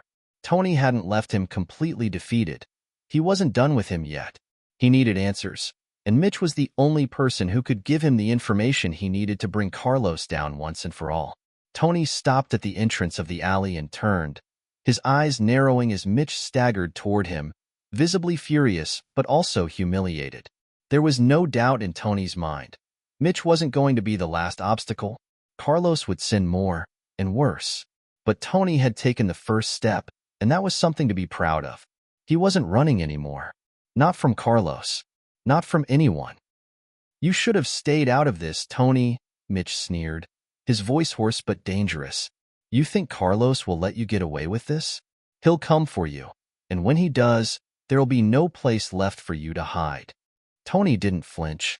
I'm not running, Mitch. I'm not scared of Carlos or anyone else. Tell him that when you go crawling back. Mitch gritted his teeth, his eyes flashing with rage. You'll regret this. You'll regret it all. Tony's gaze was hard as he stared down Mitch. Maybe, but it'll be my regret to live with. Without another word, Tony turned his back and walked away. The sound of Mitch's threats faded as the distance between them grew, but Tony knew he had only won the first round of a much larger fight. Linda's apartment was silent, the only sound the soft hum of the refrigerator and the distant noise from the street below. Tony sat at the kitchen table, his eyes fixed on the cup of coffee in front of him, the steam rising slowly from the mug. He hadn't slept much since the fight. His mind was too consumed with the next steps, the aftermath. The confrontation with Mitch had been a wake-up call. Carlos wasn't going to let this go, and neither was Tony. He was done running. His phone buzzed again, breaking the stillness of the moment. A text from Jake. You did it, huh? Mitch is down. But this is just the beginning. You have to stay sharp. Carlos isn't going to let you go that easy. Tony sighed and ran a hand through his hair, his mind spinning. Jake was right. Carlos wasn't going to just let it go. But Tony was done being afraid. For the first time in years, he felt a sense of clarity. He wasn't going to back down. As he set his phone down, Linda appeared in the doorway, her face soft with concern. Are you okay? She asked, her voice gentle. You're different. Something's changed. Tony looked up at her, his expression unreadable. He had been keeping her in the dark, but he couldn't lie to her anymore. She deserved the truth, or at least part of it. I'm not the man I was before, Linda, he said, his voice low but firm. I've made a choice, and I'm not going to run anymore. I'm going to fight. Linda stepped closer, her hand reaching out to touch his. What are you saying, Tony? You can't just, I have to. This is my chance. If I don't take it now, I'll never be free. I can't keep living in the shadows, hiding from Carlos and all the things I've done. Linda's expression softened, but there was still worry in her eyes. And if it goes wrong? What if Carlos sends someone worse after you? What if? I'm ready for whatever comes next, Tony interrupted gently. I'm ready to take whatever he throws at me. But I need you to trust me. I need you to believe that I'm doing this for both of us. She hesitated, looking down at her hands, but then she nodded slowly. I trust you, Tony. Just, please be careful. Tony smiled, though it didn't reach his eyes. I will. Tony spent the evening preparing for what was coming next. He was alone, but he wasn't unprepared. The fight with Mitch had shown him how real this was going to get, but it also proved that he had what it took to survive. Now, it was just a matter of being one step ahead. His phone buzzed again. This time, it was a number he didn't recognize. He hesitated for a moment, then picked up. Tony, it's Jake, came the familiar voice. Listen, I've got some new intel for you. Carlos is getting desperate. He's sending someone your way tonight. Tony's pulse quickened. Who? Her name's Lena. She's smart, dangerous, and she won't hesitate. She's got a reputation for getting in and out of situations clean. Nothing left behind. If she's after you, it means Carlos is pulling out all the stops. Tony gritted his teeth. I'll handle it. Yeah, I know you will, Jake replied, though there was a note of concern in his voice. Just be careful, all right? This is going to get uglier before it gets better. The line went dead, leaving Tony alone with his thoughts. Lena. He didn't know her personally, but he had heard the stories. She wasn't just another enforcer. She was a specialist. And if Carlos had sent her, that meant Tony was running out of time. He looked over at the small window in Linda's apartment, the city lights twinkling in the distance. It was clear now. This wasn't just about surviving. This was about ending it once and for all. And he was ready. The streets of the city stretched out before Tony like a dark, uncharted labyrinth, the shadows creeping along the edges of every corner. He knew that Lena was out there somewhere, hunting him, but unlike Mitch, she wasn't going to give him a warning. She wasn't going to make the same mistakes. Tony leaned against the wall of a rundown building, the cold breeze hitting his face as he checked his surroundings. Every instinct told him to stay alert, to keep moving, but there was nowhere left to hide. This wasn't just about survival anymore. It was about staying one step ahead of the storm that was coming for him. He'd been running from Carlos for too long, but now he had no choice but to fight. Lena was a different kind of threat, a ghost who could slip in and out of the shadows without a trace. And if she found him first, it would be the end of everything. As he took a deep breath, Tony's phone buzzed again, this time with a new message from Jake. She's close. I've tracked her movements. Be ready. You won't hear her coming until it's too late. Tony's jaw clenched. He wasn't sure what to expect, but the message confirmed his worst fear. Lena wasn't playing games. She was on him now, and there was no room for mistakes. Tony's nerves were on edge as he walked through the narrow alleyways, his senses heightened. He had been down this path before, feeling like prey, constantly looking over his shoulder. But tonight was different. Tonight, he was the hunter. He spotted a figure in the distance, a woman, tall and composed, moving with an almost eerie grace. It was her, Lena. Tony's heart skipped a beat. She was close, closer than he had anticipated. The streetlights cast long, distorted shadows on the pavement as he backed into a doorway, trying to stay hidden. His breath was shallow as he held perfectly still, not daring to make a sound. Lena passed by, her sharp eyes scanning the surroundings as if she knew exactly where to look. She moved with precision, like a predator on the hunt. Her face was expressionless, her eyes cold and calculating. Tony couldn't help but admire her skill, but that admiration only fueled his desire to survive. She stopped for a moment, just a few feet away from him, her head tilting slightly as if she could sense him. He held his breath, praying that she wouldn't notice the faint sound of his heartbeat hammering in his chest. Seconds stretched into minutes as Tony waited, barely daring to move. Lena continued her search, completely unaware of his presence, and Tony let out a quiet sigh of relief. But he knew it was only a matter of time before she caught his scent. He had to act fast. The moment she turned her back, Tony sprinted down the alley, moving as quietly as he could. He couldn't let her get too close. But Lena was quicker. Her footsteps rang out behind him, sharp and determined. She was closing in.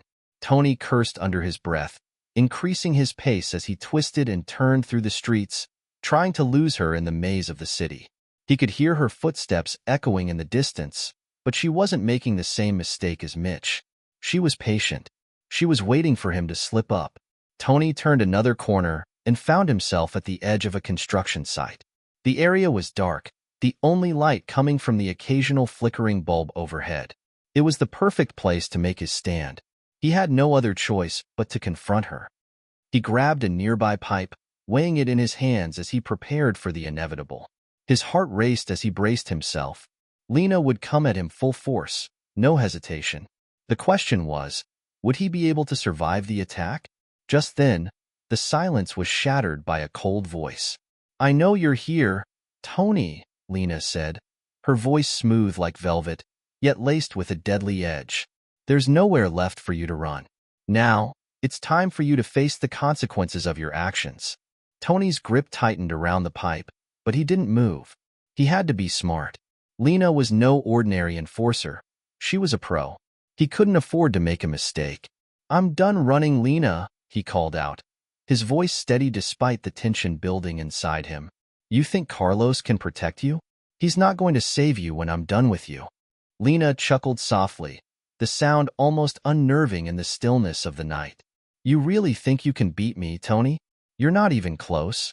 Without warning, Lena lunged at him, her movements too fast for Tony to fully track. She was on him in an instant, her hands reaching for his throat, but Tony was ready. He sidestepped just in time, using the pipe to strike at her side. She grunted, but didn't falter. Instead, she twisted her body, throwing Tony off balance. For a moment, the world spun as she drove him to the ground, her knee pressing into his chest. Her eyes were cold as she leaned in closer, her lips curling into a smirk. "You're strong, Tony," Lena whispered, her voice low and dangerous. "But you're not strong enough." Tony gritted his teeth as he fought to break free, his hands pushing against her as she straddled him. He couldn't let her win. Not now. Not after everything he had fought for. With a surge of strength, he managed to twist out from under her, throwing her off just enough to create a gap. He rolled to his feet, the adrenaline coursing through his veins. He wasn't done yet. Lena was already back on her feet, her eyes locked on his with a cold fury. They were evenly matched, but Tony had something she didn't: the will to survive.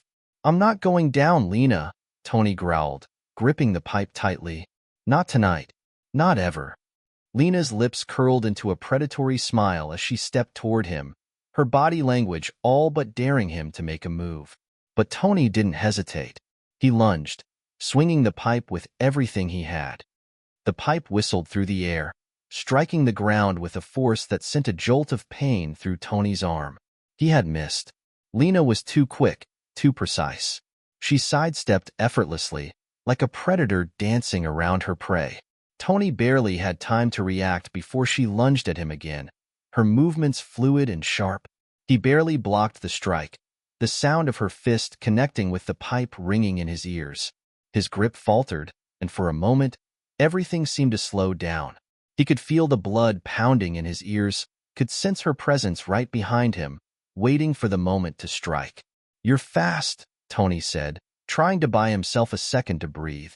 "But I'm not giving up." Lena didn't respond. She didn't need to. The cold, predatory look in her eyes told him everything he needed to know. She was here for one thing, and one thing only: his life. She closed the distance between them again, moving like a shadow in the dark. Tony's heart raced as he brought the pipe up, blocking her next strike. But she was relentless. She twisted the weapon from his hands with a brutal flick of her wrist, sending it flying across the site. Tony stumbled back, momentarily disarmed, and in that second, Lena was on him. She grabbed him by the throat, her fingers tight and unyielding, as she lifted him off the ground with ease. For a moment, Tony couldn't breathe. The pressure around his neck was suffocating, and his vision blurred. He clawed at her hand, gasping for air, but it felt like his strength was fading with every second. "You're out of time, Tony," Lena said, her voice a low, mocking whisper. "Carlos doesn't like people who cross him, and now you're going to pay the price." Tony's mind raced, his survival instincts kicking in despite the suffocating pressure. He couldn't let this be the end. Not now. He had fought too hard for too long to let it all slip away in the hands of this cold-blooded killer. His foot connected with the ground, and with one final surge of energy, he kicked up, his knee slamming into Lena's ribs. The impact caused her grip to loosen just enough for Tony to break free. He gasped for air, desperately filling his lungs as he scrambled to his feet. Lena staggered back, clearly momentarily shaken. Tony didn't hesitate. He was faster now, fueled by the surge of adrenaline, his vision sharp as he sprinted toward the nearby scaffolding. He needed to put distance between them. He couldn't afford another mistake. He leaped up onto the platform, his hands gripping the steel beams as he climbed. Lena cursed, her eyes flashing with fury, but she didn't follow immediately. She was patient. She knew better than to chase him like a wild animal. But Tony didn't have the luxury of time. He had to keep moving. Tony's pulse was still racing as he crouched atop the scaffolding, trying to steady his breath. He had no idea how long he had been up there, but it felt like hours. The sounds of the city below, the distant hum of traffic, were almost drowned out by the adrenaline still coursing through his veins. He looked out over the site, scanning the area for any signs of movement, but the darkness was overwhelming, swallowing up everything in its path. He could hear his heart beating loudly in his chest, his every breath still ragged from the fight. He didn't know what to do next. He had evaded Lena, but it wouldn't be long before she figured out where he was. Carlos's enforcer was relentless. She wouldn't stop until she had him. Suddenly, the sharp sound of footsteps echoed from below, sending a cold shiver down Tony's spine. It was her. Lena. She had found him. Tony's eyes darted around, searching for any way to escape. The scaffolding was high, but there was nothing to hold on to in the next section. He had no choice. He would have to make the jump. Taking one last deep breath, Tony sprinted toward the edge of the platform and leaped into the air, his body soaring for a split second before landing hard on the ground below. He rolled to absorb the impact, the pain shooting up his legs as he quickly scrambled to his feet. The moment he stood, he could hear Lena's voice echoing from above. "You can't outrun me forever, Tony." Tony didn't reply. He didn't have time for words anymore. He took off, running as fast as he could through the maze of alleyways, weaving in and out of the shadows, trying to lose her. His muscles screamed in protest, but he ignored the pain. His only goal was survival. Linda sat on the edge of the couch, her hands clasped together nervously as she stared at the door. She hadn't heard from Tony in hours, and the silence was unbearable. She couldn't help but worry. She had seen the change in him, the determination, the drive to fight back. But now she wasn't sure if he was even safe anymore. Her phone buzzed on the coffee table, and she jumped, reaching for it quickly. It was a message from Tony. "I'm coming. I'll be there soon. Stay safe." She exhaled in relief, but her heart still raced. What had happened out there? She had no idea how close Tony had come to danger, but she knew he was in over his head now, and that scared her more than anything. The silence hung in the air again, but now it was filled with the sound of Linda's thoughts. What would happen when Tony finally returned? Would he be the same? Would he be okay? The door creaked open, and Linda's heart skipped a beat as she turned toward it. It was Tony, but he didn't look the same. His clothes were torn, his face bruised, and his eyes were full of something dark, something dangerous. "Tony," Linda whispered, rushing to his side. "What happened?" "What?" Tony held up a hand to stop her, his expression grim. "We need to leave. Now." The apartment door slammed shut behind Tony, and for a brief moment, all was still. The air inside felt heavier, filled with the unspoken tension that hung between him and Linda.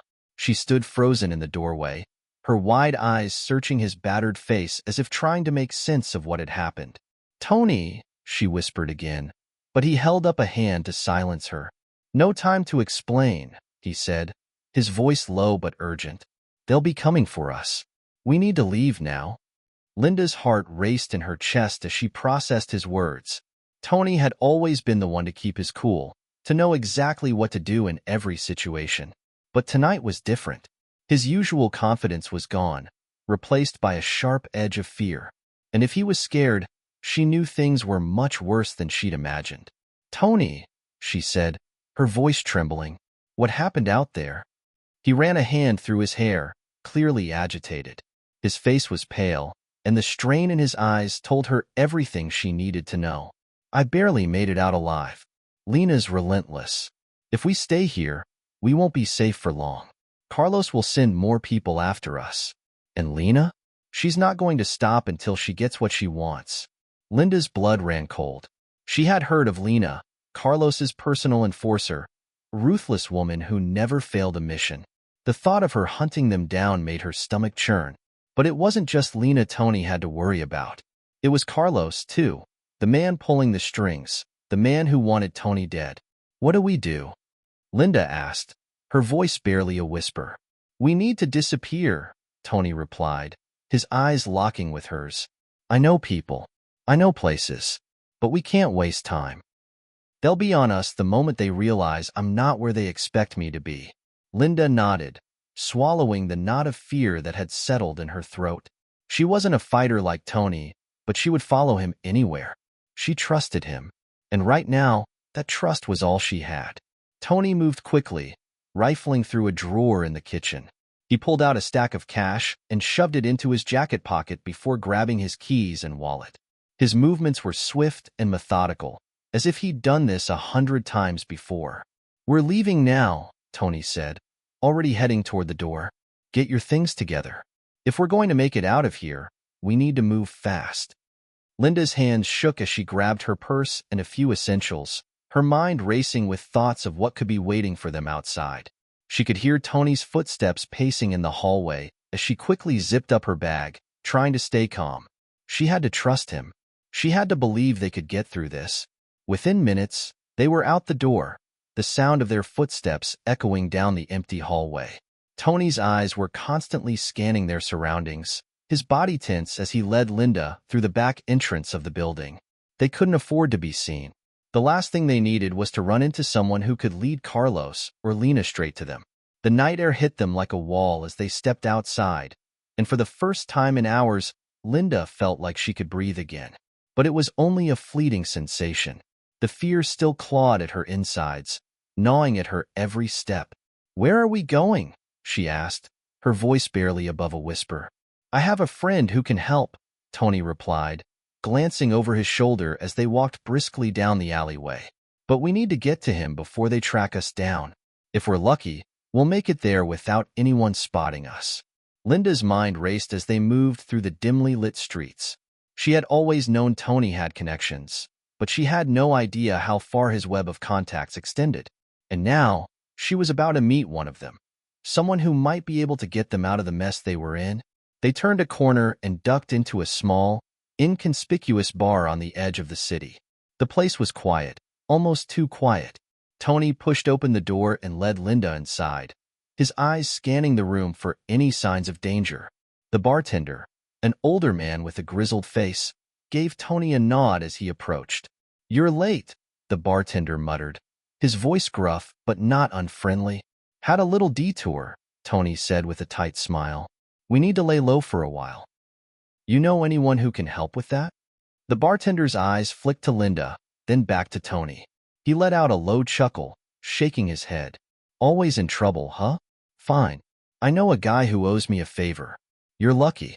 He can help you get out of the city, but it won't be cheap." "I'm not worried about the cost," Tony replied, his voice cold. "We need to move fast. Can you get us a ride?" The bartender nodded, reaching under the counter to pull out a key. "I'll take care of it. Stay here. I'll make the arrangements." Tony turned to Linda, his eyes softening for a moment. "It's going to be okay. I promise." Linda nodded, trying to convince herself that he was right. But the fear still gnawed at her, making it hard to believe that they would make it out of this unscathed. She wanted to trust Tony, but the weight of everything they were up against was starting to crush her spirit.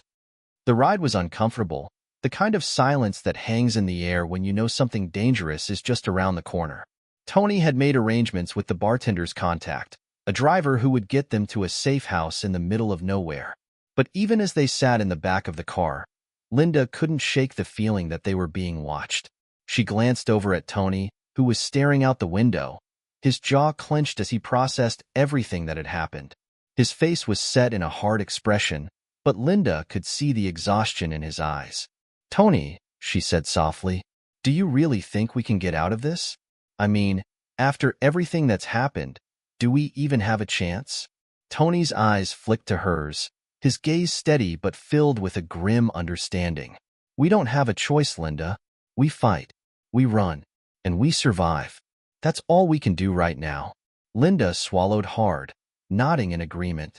She didn't have the answers, but she trusted Tony's determination. And right now, that was enough to keep her going. The car hummed steadily along the darkened highway, the occasional flicker of the headlights cutting through the thick blanket of night. Linda sat with her back pressed against the seat, staring out of the window, her thoughts a whirlwind of fear and uncertainty. Every passing mile felt like it carried them farther away from everything they knew. Every turn of the wheels, every stretch of empty road, was another step toward an uncertain future. Tony, on the other hand, seemed strangely calm. His hands rested on his lap, his face expressionless, but his eyes were sharp, scanning their surroundings with an almost predatory focus. He had lived a life where survival came first, and it showed in his every move. "We're getting close," the driver, a tall man with a stony face, said from the front seat, his voice low but confident.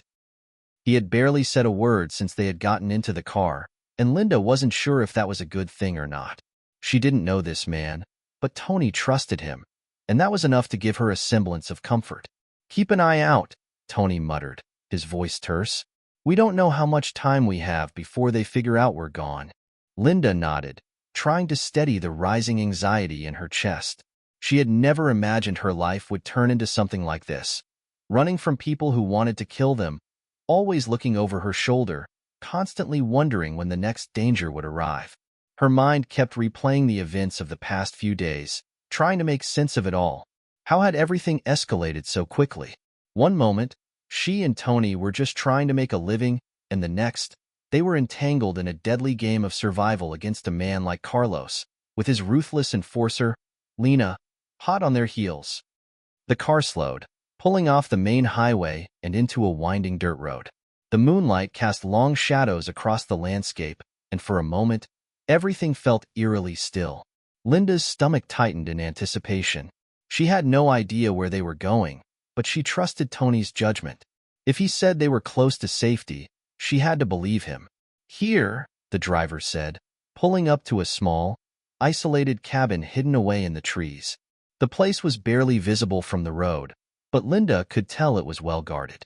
She could see the faint outline of security cameras, a few figures moving around in the shadows. This was it, the safe house Tony had arranged for them.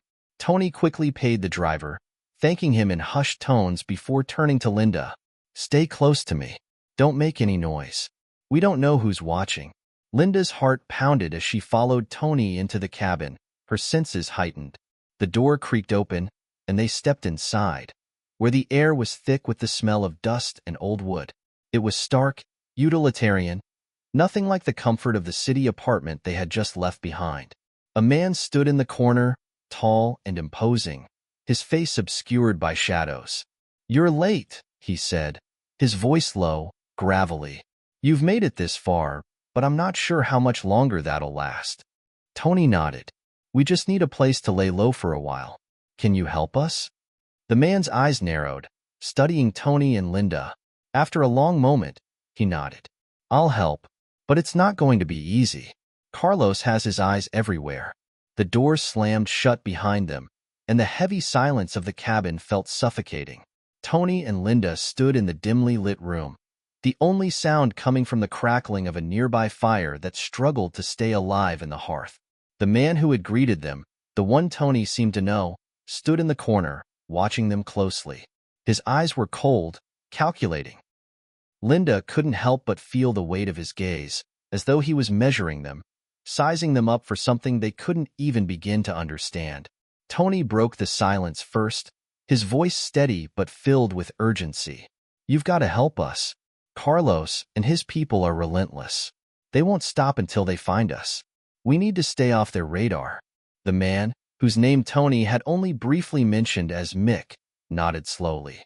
He was built like someone who had seen too much, with a rugged, weathered face that looked like it belonged to a man who'd lived in the shadows his entire life. He stepped toward them, his boots creaking on the floorboards as he spoke. She glanced at Tony again, studying his face. He looked older than he had a few days ago, more worn down by the weight of their circumstances. There was a dark circle under his eyes, and his jaw was tight as though the weight of what was happening was bearing down on him. "How did we get here, Tony?" Linda asked quietly, almost to herself. Tony's gaze flickered briefly toward her, but he didn't answer right away. He wasn't one to talk about the past, never had been, but she could see the toll it had taken on him. "Sometimes you make choices," he said after a moment, his voice almost too calm. "And those choices have consequences. You do what you have to do to survive." Linda nodded slowly, her fingers curling into the fabric of her seat. She had never asked him about his past before. It was something she never needed to know. But now, the mystery of it all seemed to hang over them, weighing on her like an unspoken truth. "You never told me how you ended up getting mixed up with Carlos," she ventured, her voice gentle. She wasn't trying to pry, but it felt like there was a part of Tony she had never fully understood, and the more they ran, the more questions she had. Tony's expression hardened slightly, and for a brief moment, Linda thought he might brush her off. But then he sighed, his shoulders slumping just a little. "It's not a story I like telling," Tony admitted, his voice tinged with regret, "but it's the truth. I got involved with Carlos a few years back. I needed money, desperate, you know? And Carlos, he promised to help me out. He's got a lot of pull in the city. People do things for him, things they don't want to talk about. But when you're in deep enough, you don't have many choices left." Linda felt a chill run down her spine as she listened to Tony's words. She had never imagined that the man she had grown to trust was once part of the very world they were now running from. It was like peeling back the layers of a mystery, only to realize how much danger had always been lurking beneath the surface. "So what happened?" she asked, her voice barely above a whisper. "Why did you leave?" Tony's eyes flicked to her, and for a moment, there was something raw and vulnerable in them, something that made Linda's heart ache for him. "I got out," he said simply. "Carlos doesn't like people leaving his circle. People who try, they don't live to tell the tale. But I got lucky. I had help. I was able to disappear for a while. But then," he paused, shaking his head as if the memory was too painful to recount. "Then I came back into the picture when things went south. Carlos, he doesn't forget. And now I'm paying the price for that." Linda remained silent, the weight of his words sinking in. She had no idea what it felt like to be in Tony's shoes, to carry the burden of a past like his. But she could see now, more than ever, that they were both stuck in this mess together. There was no turning back. "You're lucky I'm even considering this," Mick said, his voice rough like gravel. "Carlos doesn't just forget people. He'll have eyes everywhere looking for you, Tony. If he finds even a trace, you'll be dead." Tony's jaw tightened, but he didn't back down. "We don't have a choice. You owe me, Mick. I helped you out of a bind once. Now I need you to return the favor." Mick's eyes darkened at the mention of that favor. "You did. And I'm not one to forget a debt. But this is bigger than you and me now. This is about survival." He paused, glancing at Linda, who stood quietly beside Tony, her heart racing. "I'll help you, but not here. You need to move to another safe house, deeper in the mountains. We'll lay low for a while until the heat dies down. But you're going to need more than just a place to hide." Linda felt a chill crawl up her spine. The implications of what Mick was saying were clear. This wasn't going to be as easy as just staying out of sight. They had no idea how far Carlos's reach extended, and how quickly Lena's men could close in on them. Mick turned away, moving to a table in the corner where a few old maps were spread out. He motioned for them to follow. We've got a few places where Carlos won't be able to find you. But it's not going to be comfortable, and you're going to have to trust me." Tony didn't hesitate. He walked over to the table and studied the maps, his mind already working out the logistics. Linda stayed close, her hands trembling as she glanced at the escape routes Mick was pointing out.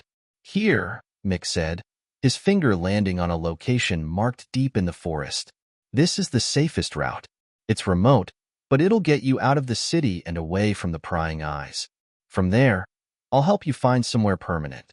But be aware, it's not just Carlos you need to worry about. There's a storm coming, and it's not just metaphorical." Linda frowned, confused. "What do you mean, a storm?" Mick's face grew serious, and his voice dropped to a whisper. "There are people after you now, Tony. It's not just Carlos. There's a bigger player in this game. A person you don't want to meet. A person who's been pulling strings from the shadows, manipulating everything that's been happening." Tony's brow furrowed. "Who?" Mick glanced over his shoulder to make sure they were alone, then leaned in closer. "Her name is Lena." Linda felt a cold rush run through her veins at the mention of the name. Lena. She had heard whispers about her. Carlos's right hand, the enforcer who never failed a mission, who got things done. But hearing it now, in the context of everything that had happened, made her stomach churn. She had known the name was dangerous, but she hadn't realized just how much. Mick stood up and moved toward a locked cabinet on the far side of the room. He opened it and pulled out a small, unmarked box. "I don't know what she wants with you two, but I do know that she's ruthless. She won't stop. You need to be prepared. I've got supplies here. Guns, ammo, medical kits, everything you might need for the next phase of this mess." Linda's heart skipped a beat as Mick pulled out a gun, its cold metal gleaming under the low light. The weight of it felt ominous, like a shadow looming over them. She had never touched a gun before, let alone held one. But now, as she watched Mick slide it into Tony's hand, the reality of their situation hit her harder than ever before. Tony glanced at the weapon, then back at Mick.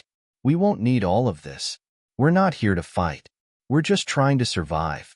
Mick's lips curled into a grim smile. "That's what they all say. But in your case, Tony, it's not just about survival. It's about outsmarting the people who are coming for you. And trust me, they won't hesitate to kill you if they get the chance."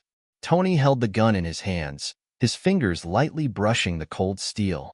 He had never been the kind of person to resort to violence unless absolutely necessary, but in this world they were living in, he knew it wasn't just about protecting himself anymore.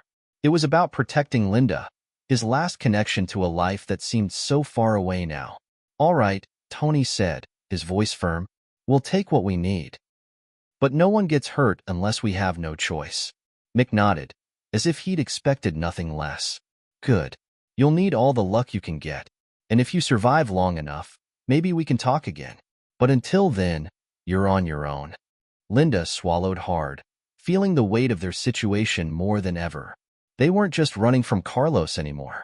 They were running from something much bigger, something more dangerous than she had ever imagined. But she wasn't about to give up, not when they were so close to freedom. "We'll make it," she said softly, though even she wasn't sure if she believed it. "We have to." Tony turned to her, his eyes softening for a brief moment. "We will," he said. "I won't let anything happen to you. Not while I'm still breathing." The air felt thicker in the cabin, oppressive and heavy, as though the walls themselves were closing in on them. The fire in the hearth had long since burned low, its flickering light casting long shadows across the room. Outside, the wind howled, a stark reminder of the storm Mick had alluded to. The storm wasn't just a metaphor anymore. It was coming, fast and unforgiving. Tony paced the floor, the heavy weight of his thoughts evident in the way his boots thudded against the wooden planks. His hands gripped the gun Mick had given him, turning it over and over, as though the action might offer him some semblance of control over the chaos that was unfolding around them. Linda sat at the table, her fingers tracing the edge of the map Mick had left them, her mind racing. They had learned more about the dangerous woman chasing them, Lena, and now the weight of what they were up against felt unbearable. There was no escaping her. Mick had made it clear. She was relentless. And if she had any part in the twisted game Carlos was playing, it was only a matter of time before they found themselves in her crosshairs. "We can't keep running," Linda said, her voice cutting through the silence. She was tired, bone-deep tired, but her determination burned hotter than ever. "This isn't just about hiding anymore. We have to end this. We have to take them down before they take us." Tony paused, his gaze flicking toward her. He had always been the one with the plan, the one with the answers, but this time, Linda was the one speaking with conviction.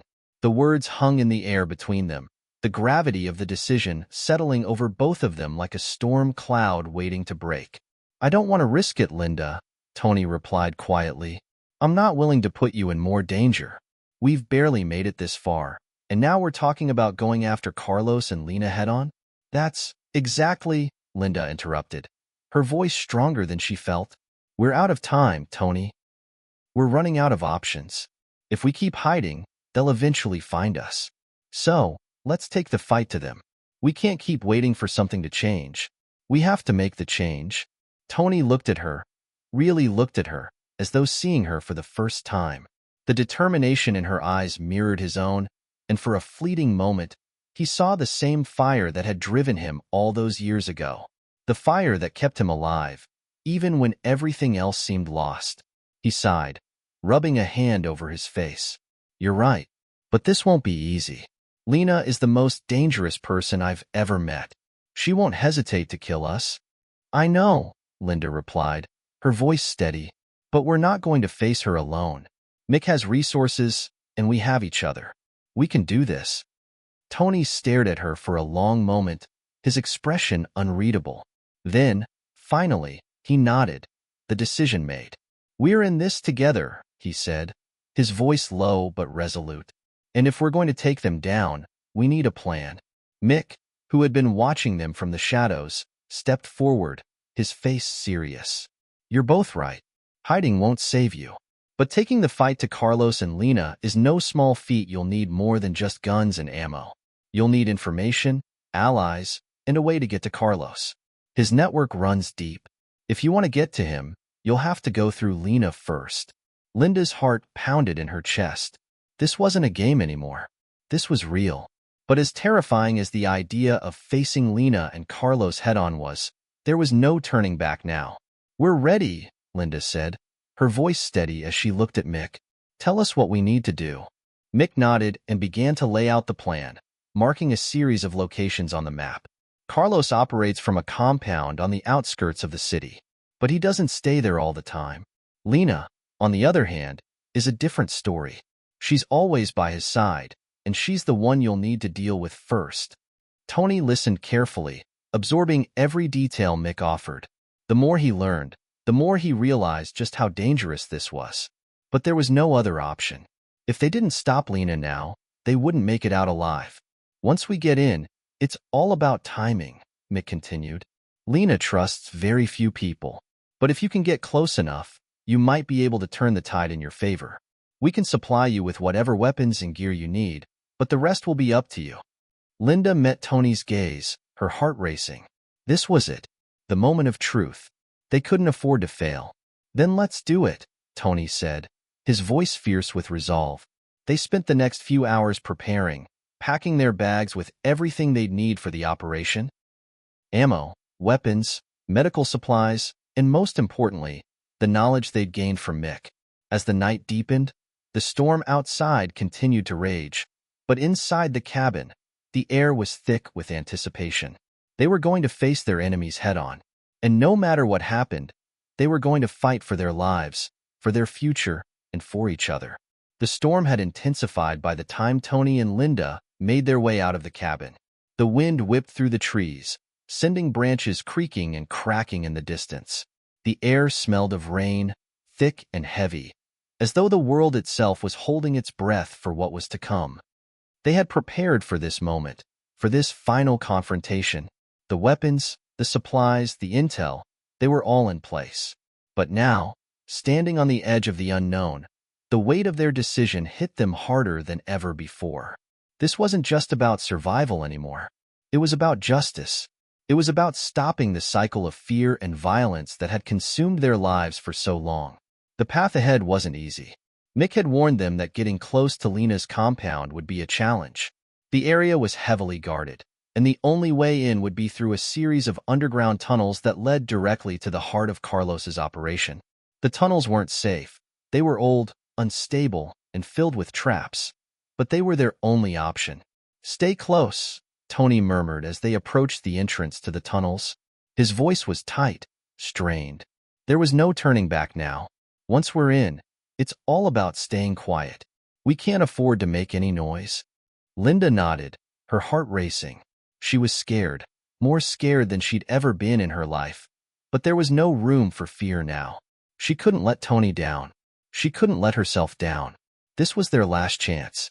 They descended into the dark tunnels, the air damp and musty as they crept forward, the sound of their footsteps muffled by the uneven ground. The further they went, the more it felt like they were descending into a nightmare. The walls were covered in grime, the flickering light from their flashlights barely illuminating the path ahead. Every step they took felt heavier, more ominous. They knew they were getting closer to the heart of the danger, but they had no choice but to keep moving. Mick had given them a rough map of the layout, but they couldn't rely on it completely. They were on their own now. After what felt like hours, they finally emerged from the tunnels, stepping into the outskirts of the compound. The place was eerily quiet, too quiet, as if everyone inside was waiting for something, waiting for them. Tony's eyes scanned the perimeter, taking in the high walls, the guards, the security cameras. There was no way they could just waltz in.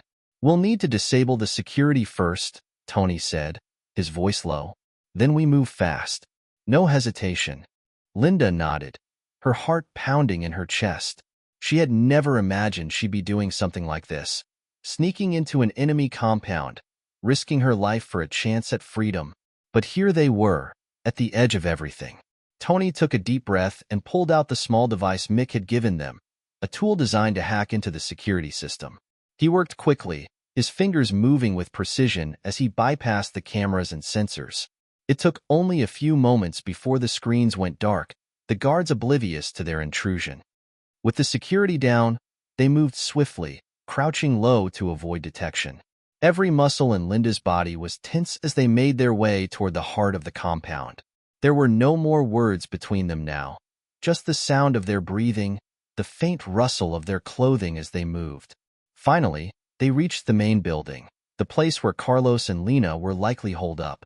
Tony motioned for Linda to stay back as he approached the door, his hands steady as he planted explosives on the lock. "This is it," Tony whispered. "Once we go in, there's no turning back." Linda swallowed hard but nodded. "I'm ready."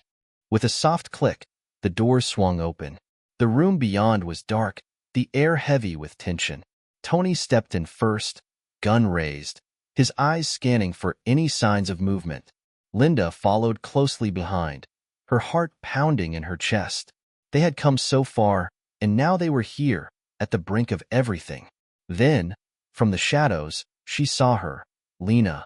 She was standing near the back of the room, her cold eyes locking onto Tony's with a predatory gaze. Her figure was tall, commanding, a woman who had seen and done unspeakable things.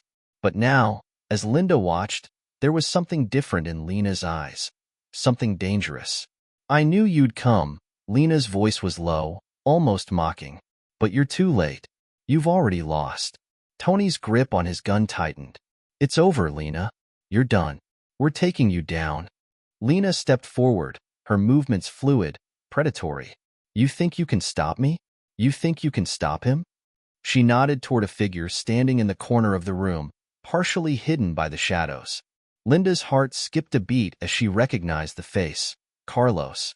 "You don't get to win, Tony," Carlos sneered, his voice dripping with contempt. "You're outmatched. You're nothing compared to us." The final confrontation had arrived. The silence was suffocating. The air hung thick with the weight of what had just transpired, the tension of the final standoff still crackling in the air. Tony and Linda stood at the threshold of the compound, facing down Carlos and Lena. The words they had exchanged, full of mockery and threats, were now just echoes in the emptiness that surrounded them. Carlos stepped forward, his dark eyes gleaming with malice.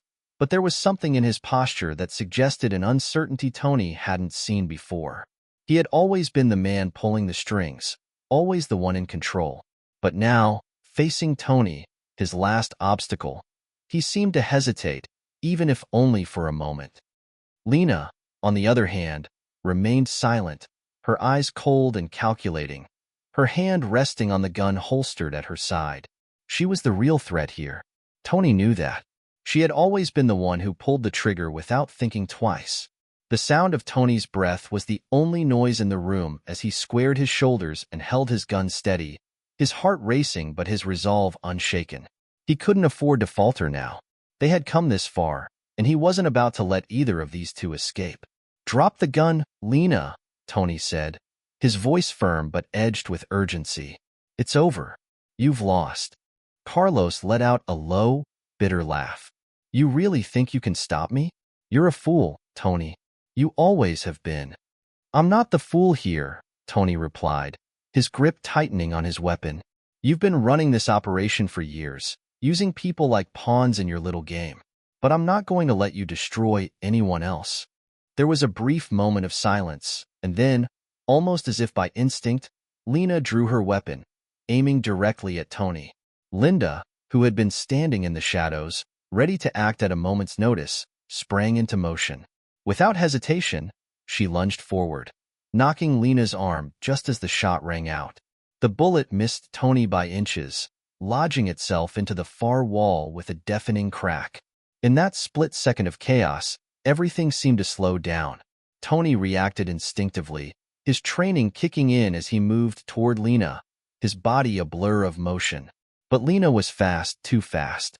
She spun around, aiming once more, but Tony was already there, closing the distance, his fist connecting with her jaw in a blow that sent her stumbling backward. She was fast, but he was determined. Carlos took a step back, his eyes widening. He had underestimated them both. He'd underestimated Linda. "You're out of your depth," he spat, but his words were empty, lost in the fury of the moment. Tony kept his eyes locked on Lena, who was now regaining her balance, fury flashing in her eyes. She wouldn't give up, not without a fight. But Tony wasn't about to give her that chance. He lunged forward again, grabbing her wrist and twisting it behind her back. The gun fell from her hand with a clatter, the metallic sound echoing in the silence that followed. "I told you," Tony said, his voice steady despite the chaos swirling around him. "It's over." For a moment, there was no sound but the heavy breathing of the two fighters, their bodies locked in a struggle for dominance. But then, Lena's eyes shifted, a sudden, sharp realization dawning. She wasn't going to win this fight. Not today. Carlos, seeing his right-hand woman taken down, made a move for the door, but Linda was quicker. She crossed the room in a single stride, blocking his escape. "Going somewhere?" she asked, her voice cold. Carlos turned to face her, his lips curling into a sneer. "You think you've won? This is just the beginning. You don't know what you're dealing with." But Linda wasn't listening. She wasn't interested in his threats anymore. She raised her gun, aiming it directly at his chest. "I know enough." The room held its breath as Linda's finger hovered over the trigger. Tony stood a few feet away, keeping a firm grip on Lena, who now looked resigned to her fate. The tables had turned. In that moment, everything came crashing down around them. The compound that had once felt so imposing, so invincible, now seemed small. The danger they had been running from for so long was finally within their grasp, and it was here, in this moment, that they would decide whether they would be the victims or the victors. Linda didn't hesitate. She pulled the trigger. The sound of the shot was deafening, and it rang through the compound like a final, resounding verdict. Carlos collapsed to the floor, the fight gone from him in an instant. Lena, her face twisted in disbelief, looked back at Linda and then at Tony, as though searching for a way out. But there was none. Tony stepped forward, his voice low. "You're finished." Lena didn't speak. She simply stood there, her eyes empty, her pride shattered. She knew it was over. She knew they had won. The two of them, Tony and Linda, stood there, their breathing heavy, their hands shaking, but the battle was over. They had done it. They had fought for their lives, for each other, and they had come out victorious. But in the stillness that followed, as the storm outside finally began to subside, Tony couldn't help but wonder what came next. They had won, but at what cost? Was this really the end, or just another beginning? He turned to Linda, his eyes meeting hers. She smiled, a tired, weary smile, but it was enough. "We did it," she whispered. They hadn't just survived. They had won. And that was all that mattered. The air was still, a sense of calm settling over the compound like a thick blanket. The storm outside had passed, leaving the world feeling eerily quiet. But inside the compound, the battle was over. Carlos and Lena were no longer threats, and Tony and Linda stood victorious. But the cost of their victory weighed heavily on their hearts. The sun had begun to rise, casting pale rays of light through the broken windows. It was as though the world itself was waking up from a long, dark night. But for Tony and Linda, it felt like the end of one chapter and the beginning of another. Their hands were still trembling from the adrenaline of the fight, but in the quiet aftermath, they could finally breathe. Tony leaned against the wall, his eyes closed for a moment as he exhaled deeply. The exhaustion hit him all at once. He had been fighting for so long, for so many years, and now, it was finally over. No more running, no more hiding, no more living in the shadow of fear. Linda stood beside him, her eyes scanning the room, taking in the stillness of the space. The walls, once a symbol of oppression and danger, now felt like they were finally free. But she knew that freedom came with a price. The lives they had fought for, the people they had lost along the way, would never be forgotten. "It's done," Tony murmured, his voice soft but resolute. "We won." Linda nodded, but her thoughts were far away. Her mind kept replaying the events of the past few days, the moments of terror, the close calls, the decisions that had led them here. She had never imagined her life would lead her to this point, to a moment of victory that still felt uncertain, still felt incomplete. "We did," she agreed, her voice quieter than usual. "But at what cost?" Tony looked at her, his gaze steady but understanding. He knew what she meant. He had been feeling it too. The victory they had won wasn't just about survival. It was about redemption. It was about reclaiming their lives, their sense of agency. But even as they stood there, victorious, the weight of all that had happened lingered. "I know," Tony said softly, "but we're still here. We made it. We're still alive." Linda let out a breath she didn't realize she had been holding. It wasn't much, but it was enough. For the first time in a long while, she felt a glimmer of hope. The darkness that had defined her life for so long was beginning to lift. But she wasn't naive. The world didn't change overnight. They had taken down one empire of violence, but there were others, countless others, that still existed. The fight wasn't over, not by a long shot. But for now, she could allow herself to rest. For now, they had won. "We need to go," she said, her voice more certain now. "We can't stay here." Tony looked at her, his brow furrowed. "But where will we go? What's next?" Linda didn't have an answer. She had no idea what came next. But she knew one thing for sure. Wherever they went, they would go together. And that had to be enough. "We'll figure it out," she said, her voice steady. "We'll find a place to rebuild. A place where we can start fresh. Together." Tony smiled, a small, weary smile that reached his eyes. Together. They gathered their things, not saying much, but communicating everything they needed to. The compound was now a tomb, a symbol of everything they had overcome. It was time to leave it behind. As they made their way to the exit, Tony paused for a moment, his hand resting on the door. He looked back at the place they had fought so hard to free themselves from. It had been their prison, their battlefield, their nightmare. But now, it was just a memory. "We'll make sure this never happens again," he said softly. "No one else will suffer like we did." Linda nodded, her resolve hardening. "We'll make sure of it." And with that, they stepped outside, into the new day, ready to face whatever came next. The road ahead was uncertain, but for the first time in years, Tony and Linda were free to choose it. They had won. They had earned their freedom.